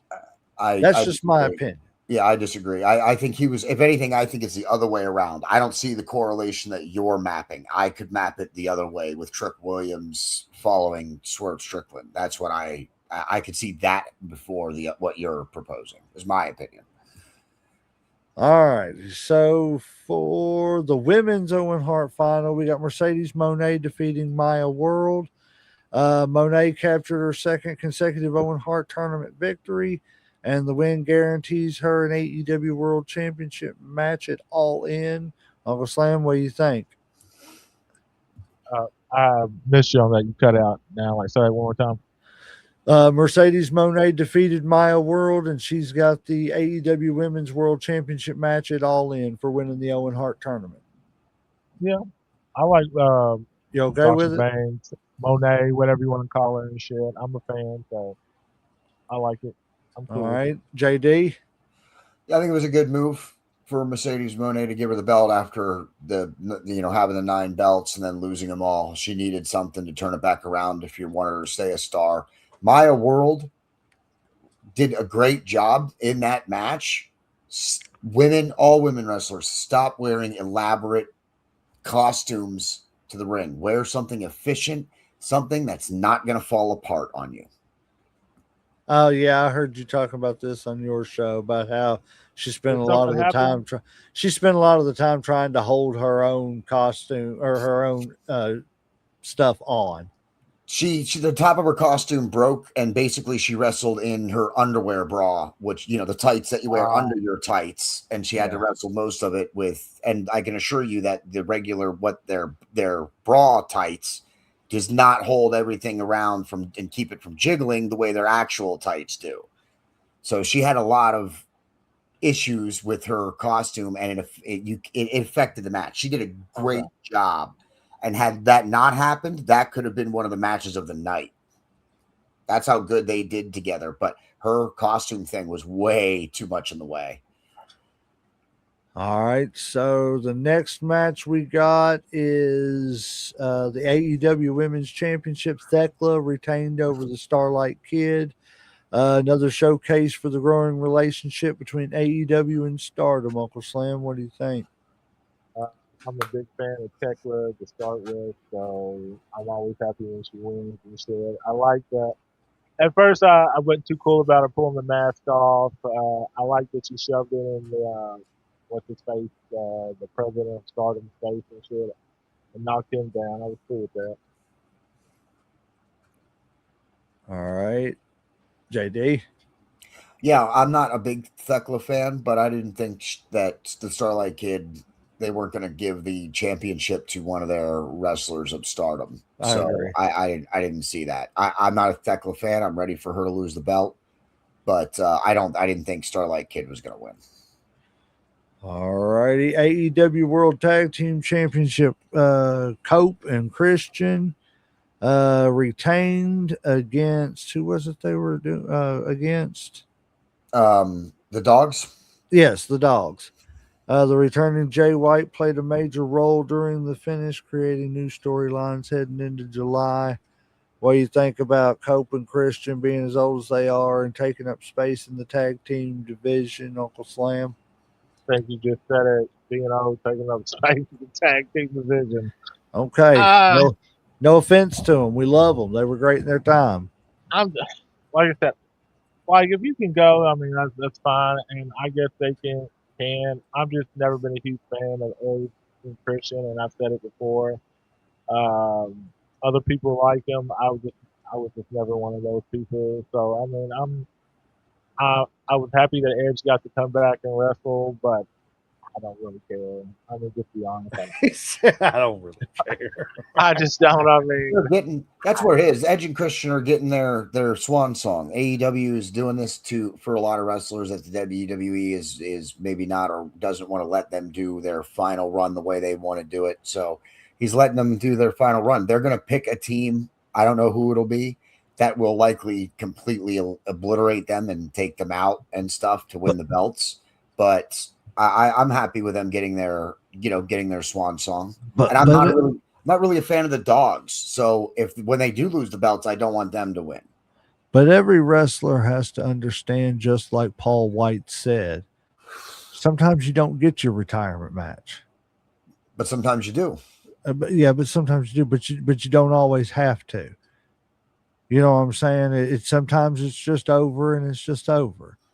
I think Edge and Christian can still go in the ring based on what I saw at that pay-per-view. I'm not saying that they can't, but I'm just saying that at this point in time, they shouldn't be carrying the tag team division as tag team champions. They should be. TK's a fan. They should be. I get it, but at the end of the day, they should be a team that comes in. They can cause destruction. They can cause mischief. They can make the division interesting. But they're just not going to be the guys that's holding the belts. And I think to me, I think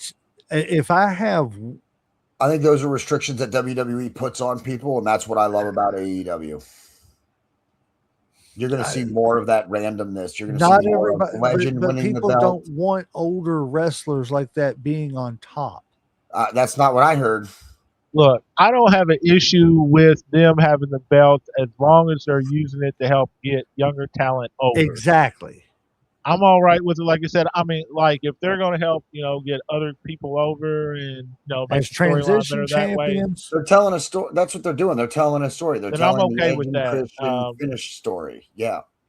So I don't have an issue with it as long as it goes that way. Now, like if they stay champs, then like if they're with kind of leading the division, then that's a little bit different, and I'm not really with that as much. But I think that they're a great talent. I think you use them to, get your other talent over, justify them, the question is, I think that's what they're doing. They're giving them a legitimate tag title reign, and then one of the teams will eventually knock them off. Then I'm okay with that, yeah. Yeah, I don't know who that's going to be. Yeah, but I don't think you need that title reign to be 3 or 4 months. I think a month and a half, 2 months is cool. That's how long has it been? I mean, they just got them like a month ago, maybe. Yeah, weeks? It's not been. They haven't had that long. I don't think it was necessarily time for them to lose them right now. And but by the next pay-per-view, I wouldn't be. I'd say get somebody else over. We'll see if the program continues with the dogs, then I could see them knocking Edge and Christian off. If they move on to another tag team, we'll have to see who that other tag team is. Right, but I'm just saying, I don't want to see a long, drawn out. I mean, I don't want to see them reign for a year or anything. I don't want to see them reign more than three months tops. Man, I don't like 3 months of reigns. Yeah, I don't like. I don't think you need them to do that. You need them to get other people over. So you drop the titles to somebody who's up and coming, and then you go have them feud with another tag team who needs a boost, and you let that tag team overdo them. At first, you got to make them legitimate champions and not just possessional champions. They're already legitimate champions before they came into that company. We're arguing semantics though. but you don't have to do that. That's the thing. They're already cemented. I just think it's a mistake to keep putting older people at the top of the pack and letting them keep dominating when they don't have to. They should be getting people over. You don't need older people carrying around your belts. I do partially agree with that. That's why I don't want to see him reign for a long time. That's why I said 3 months for me. 90 days is plenty for me. And I'm not saying that you can't even put the belts back on them later on for a month or two if need be, but I don't think it needs to be a constant thing. All right, on to the next. We got Moxley defeating Bandito. Moxley continued his dominant championship reign with another violent title defense. I think that describes it all. That's what's just kind of wearing me out on John Moxley, is that it's always a violent title defense. Uncle Slam. Unfortunately, I think the blood kind of overshadows some of the talent, because I think he's really talented. Unfortunately, I think more attention for it than the actual wrestling on certain shit. I've never been a huge Moxley fan. I think he does better in AEW than he ever did in fucking WWE, because they let him do whatever he wants and shit. The match was all right and shit. You know what I'm saying? Like I said, it was pretty typical. Like, I didn't think he was gonna lose. I agree. It was a typical Moxley match. Yeah. Not a huge fan of Moxley's style anymore. I like Moxley. I just don't think he needs to bleed every match. Yeah, I'm with you 100% on that. Just like Brock's Boulder said, if it makes sense, do it. Yeah, exactly. If it don't make sense, then why are we doing this? The cage match made sense. Yeah. The main event with Ospreay and Swerve did not. Spaghetti in your head doesn't make sense. Yeah, way too much blood in their match. Way too much. When you're stabbing your head with spaghetti to stick it into your head, you're an idiot. You just need to stop. It's too much. Let's see. Joe is writing in. He said Moxley bleeds just brushing his teeth. I agree. I 100% agree, man. Well, that happens when you stick the end of the toothbrush into your forehead. Yes. All righty. IGP Global Heavyweight Championship. Shota Umanino. Yeah, I don't know how to pronounce that name. Retained against Pac, which Pac used to be what Neville. was his name? Neville in WWE. One of the more physical matches on the card. Uncle Slam, tell us your thoughts. I don't remember this match, honestly. Like, maybe because like you were naming it, I'm like, who are these people? Like, I don't remember that one. Well, then we will go on over to the bad guy JD. It was a fine match. It was a fine match. It wasn't anything spectacular. It wasn't a bad match either, but there was nothing that made me think, oh yeah, I'm going to remember that match tomorrow. No, it was a fine match. That's it. Character wise, I'm going to be honest, Pac, Neville, whatever you want to call him, he's always reminded me, and please everybody don't come at me and want to drop kick me and everything. He's always reminded me of a modern day Chris Benoit. And I'm talking about the performer in ring. I ain't talking about anything outside the I can ring. see that.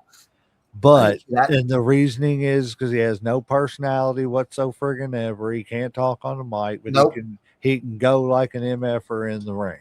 Yes, he can, but no, he cannot talk on the mic. He has no friggin' personality. I He's think he just has less boring. He's personality than dull. Benoit. But possibly. Because at But least that's my take on Pac. Benoit was at least that silent but violent guy, Yeah. right? At least he kind of had that little catchphrase that he could rely on. That's why he was the quiet guy. Pac is not necessarily the quiet guy. It's just every time you give him the mic, he has nothing good to say. Right. All right. We got Kenny Omega defeating Zack Sabre Jr. Highly technical wrestling clinic that received rave reviews. Uncle Slam. I mean, it was a good match. Like I said, I mean, not one of my favorites, but I mean, it was good. Like I said, I mean, I'm not a huge fan of Kenny Omega, like I said. So, but from Are what you I a saw, fan? I mean, the match was good. Are you a fan of Zack Sabre Jr.? I don't really know who he is, to be honest and stuff. That's the first time I ever Don't know saw him. enough about him. I've seen him wrestle 2 matches in AEW now. Both it was a Dynamite match and the match on Forbidden Door. I don't get it. I'm not a Zack Sabre Jr. fan. I don't get it. I don't understand it. To me, he looks like the poor man's Joe Hendry. All righty. Last match on the card is going to be the Death Door Steel Cage match. I kind of like that name. Team Briscoe defeated Team MJF. As a result, Mark Briscoe earned an AEW World Championship match, which he did on Dynamite and lost. The Brutal Cage War featured numerous weapons and interference before Team Briscoe finally prevailed. 2 questions. Are you okay with the who won? And what's the point in letting them win this if you're just going to make him lose the damn opportunity the very next, basically the very next Nitro? Because it's not done yet. It's just but man, I mean, they just got to keep like that. And this is my critique of AEW is they're doing too many WCW like stories that just don't make any sense. They want to pay them off in a week or 2 instead of paying it off at All In. Build up till All In. Hold on, before you get started, JD. Uncle Slam, your take. Because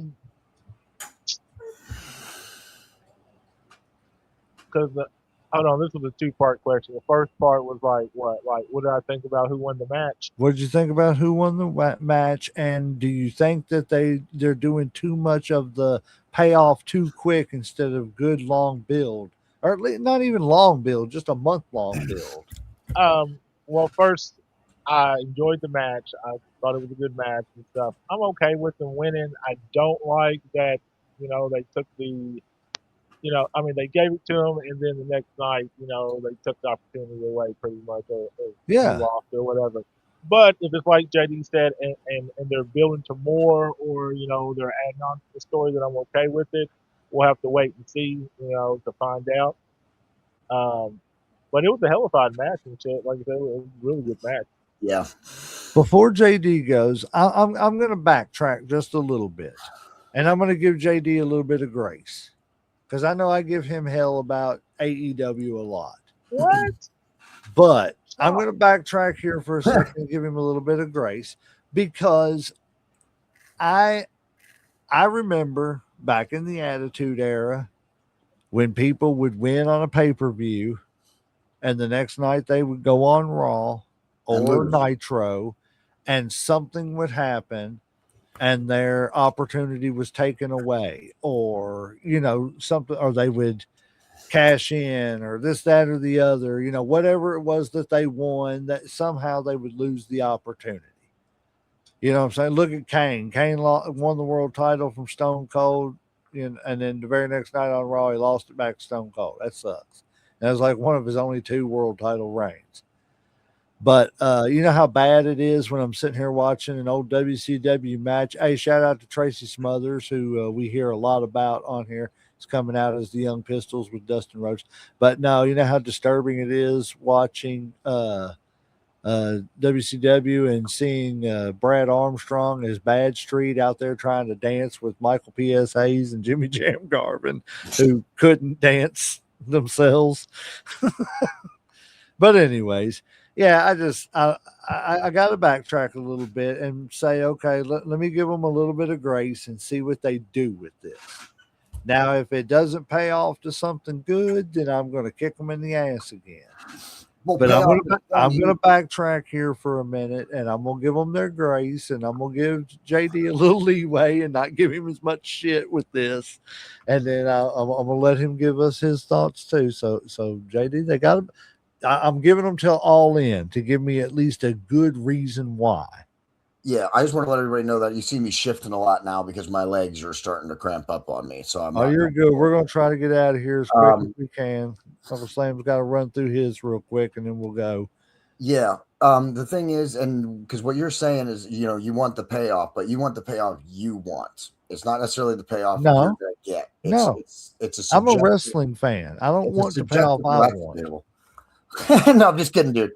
I'm just saying, like, the payoff or what you I want the payoff to make sense is subjective. Is what you want from it might not be what other people want from it. And I don't care what comes from it as long as it's good and it makes sense to you. But no, in general, in AEW I enjoy and it makes sense to me because I don't have to like the payoff. Feeling, but you don't like it as much. I don't have to like the payoff as long as the payoff makes sense. I don't care about if I like the payoff. I want the payoff to make sense. Gotcha. Okay, I understand what you're saying. In terms of like you're talking about building something over a month or how AEW does this kind of crazy stuff. That's what people who tune into AEW want. They don't want the title being defended once a month, only at pay-per-views after the story's built the whole month. Oh, I don't either. Get in the ring with the Briscoes now, like that's what people want to see. They want to see some of that randomness. That's what AEW offers that WWE doesn't. That's what WWE, real WWE fans, not modern WWE fans, don't want that either. We're old school fans, but we also don't want people just winning titles when it don't make no damn sense either. Again, but that's what I'm saying. We want the payoff to make sense. Did it make sense for Sami Zayn to win? In general, I don't care if I like the story. There's stories I didn't like at all throughout history. I hated that the Honky Tonk Man won the Intercontinental Championship from Ricky the Dragon Steamboat. But did it make sense of why? Yes. Does it make sense why Sami Zayn won the world title? Yes. Because it was political. And they've been building storyline reason. They've been teasing him being world champion for a long time. Yeah, it was storyline. They've been setting him and Cody up for months. They were doing the Cody and him. Him and Cody were the main event at the SmackDown that we went to.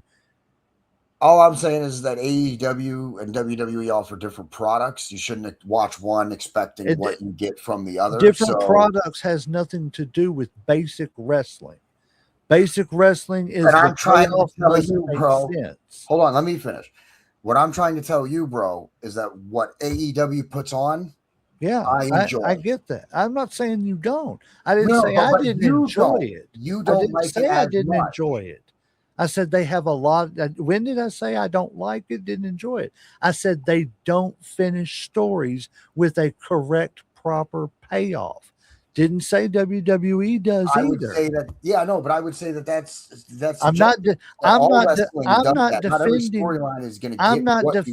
WWE to the death the way you're defending AEW to the death. I'm not defending them to the death. I'm trying to say they're different products. I understand that. So I don't. So is TNA, but TNA is not doing anything good either. I have not watched TNA, so I cannot. Ring of Honor is a different product. It's not their stories aren't doing anything either. If they Ring of Honor They Ring of would be Honor is taking. basically AEW light at the moment. I mean, that's the only place you see I Ring of mean, Honor I guys agree. on AEW shows, Well, unless it's they're because doing a Tony pay-per-view. Khan bought it. What? Yeah. He hasn't, but he hasn't Yeah. done the right things with it. That's something that No, I think we and could probably that's agree again. on. There's He that. bought That's Ring it. of Honor The and has payoff not makes done the no right. sense. Yeah, he has not done the right things to try and make it a legitimate company, or even treat it really as AEW's farm program at this point. I don't know what he's doing with Ring of Honor. That's a whole nother conversation. But in Right. terms of him, like them putting him against him, I don't know where the story's going, but I don't have a problem with it either. I'm an MJF fan, and I he love just won it MJF. back to Darby, and I don't want to see him again lose it to Jay Briscoe, because I don't like seeing the world title play hot potato. I don't either.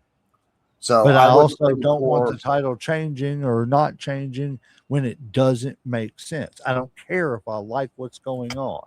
I just want it to make sense in the and I don't know overall that scheme of things. And I don't know that Briscoe will actually be the AEW champion. I just don't believe that the story between MJF and Briscoe are done yet. That doesn't seem to be the end to me. I see what you're saying. Well, we'll give it. Like I said, I'll give it a month, and we'll revisit this in a month. I'd also like to see say where that it's went. AEW does a lot of things with multiple storylines going on, because you got to figure MJF is also now going to be facing Will Ospreay in August. Right, for the and world that's what I'm title. saying. So now That's you have almost overload. No, it's not overload. It's called multi-layered storytelling. Okay, now you have MJF in this program That's with not Briscoe, multi-layered storytelling. and then he's got That's the title match. overbooking. I disagree. Again, subjective. I disagree. And That's there are not tens of subjective. thousands of AEW. Yes, it is. There are tens of thousands of AEW fans that like the product and like what they're doing. That has nothing to do because with you liking don't- the product. That That doesn't has mean nothing to anything. do with you're mistaking liking the product with smart booking. That I has think if nothing to people do are with happy it. and you're making money, then that's the They're goal. not of the making business. money. They're losing money constantly. AEW? On a constant basis, their money is going down. That's not what I see. That's not That's when I look it up. just That's not the information that I'm getting. I will get you the information. So I'm saying, I'm not fans are saying, and I'm not trying to disparaging like you. I like want to pretend that AEW I'm to like you back me succeed. into a corner with AEW, but it's just because what I'm saying is what you're saying is subjective. I'm not arguing that. It's It's subjective. What other when I say that independent wrestling is better than any other wrestling.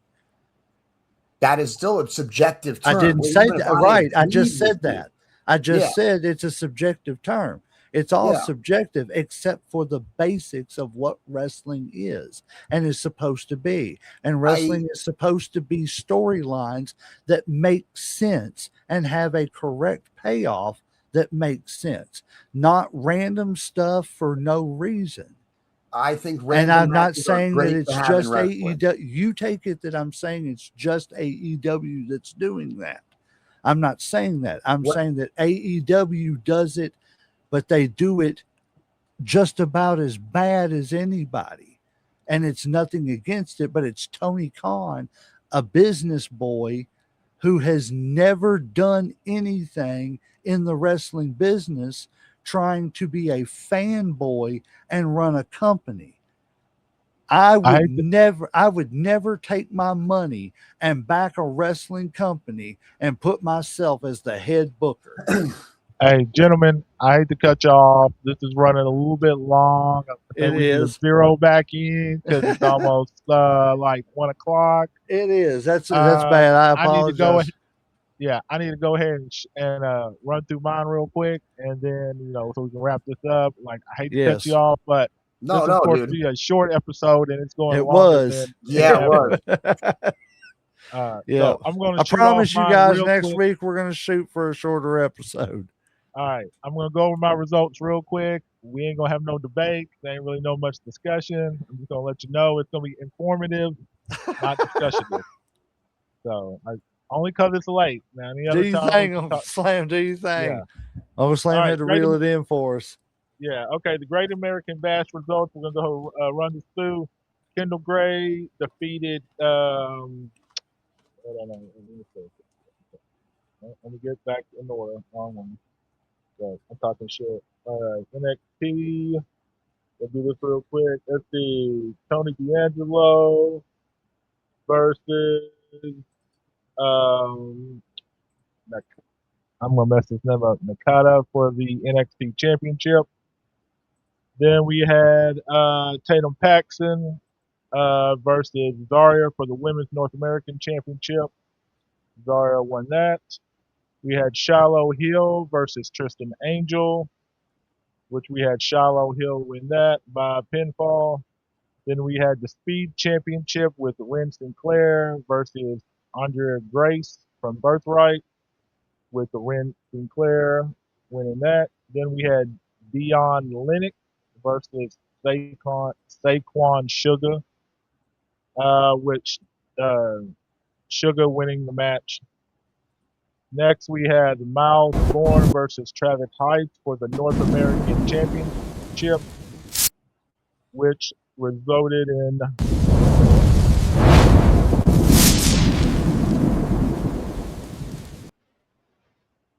what was that? Go ahead. I What didn't was realize. that? What? I don't. What the fuck? Oh God, y'all killing me. Okay, I was we trying had to make production a little bit better, and well, that was courtesy of JD. So thank you, JD, just to let everybody know. Yeah. You're very welcome. I'm happy to help. let's see. So Well, what the hell he was just, that? it was like he was trying to shut me down real quick. Like, oh, let me turn this on real quick. Your time is up. I didn't realize it was going to be loud like that. I did not add the sound. You added the sound, I think, didn't you? Or No, did I didn't. That's the way it came to me. But Oh, anyways, shoot, go I ahead, did. Uncle Slam. All right, Sorry. Bourne Sounded defeats Heights cool. by pinfall to retain the North American Championship. And then we had Lola Vice versus Kendall Gray, with Kendall Gray winning her first championship, defeating Lola Vice. Let's see. For June 26th, SmackDown, we had B Fab and Michonne defeat Alexis Bliss and Tiffany Stratton.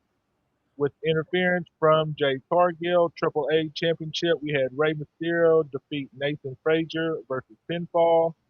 Then we had Paige defeat JCJ to secure pinfall by Schoolboy Pin.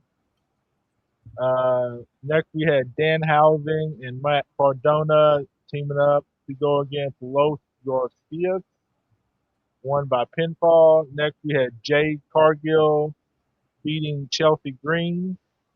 We had Julia versus Kiana James, with Julia winning by pinfall. Let's see. Next, let's go to SmackDown results. Not SmackDown, but Raw. So that's this one.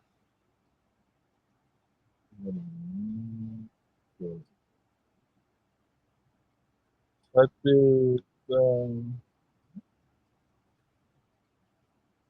Yeah, don't look like I have any wrong. Hold on. Let me find it. Well, One even second. if you don't, people got Google. It's I been. know. That's what I was saying. I'm You like, give us what you got, and we're 2 hours and 12 minutes in. I know. You probably shouldn't have me on when you want these to last an hour. I know it. I just won't let y'all talk about AEW, and then y'all No be fine. AEW talk between me and JD anymore. All right, we had Jimmy Uso defeat LA Knight. Chad Gable beat JD Madonna. You said Jimmy, not mid card Jey Uso, right? Jimmy, yeah. Right. But Okay. Jay was there to help for interference. Joe Mid card Henry, was there. yeah. Joe Henry defeated Austin Theory by pinfall. Rey Mysterio, if I can talk, defeated Ethan Page by pinfall, and Raquel Rodriguez defeated Maxine Dupree, and that is the wrap. All righty. JD, before we get out of here, plug some stuff. Check out Mayhem Media on Facebook, YouTube, and Rumble. Our Marvel series returns next week, next Saturday night. Hopefully, I can get these two to be on there. I'll be there. And I'll be there. Sundays, we're doing After the Dragon, following House of the Dragon with J Mac's son, Theorist. So check that out. Theorist. Yes, we'll sir. be I got to on catch up on that, man. I watched the first episode, but I need to catch up on the next couple.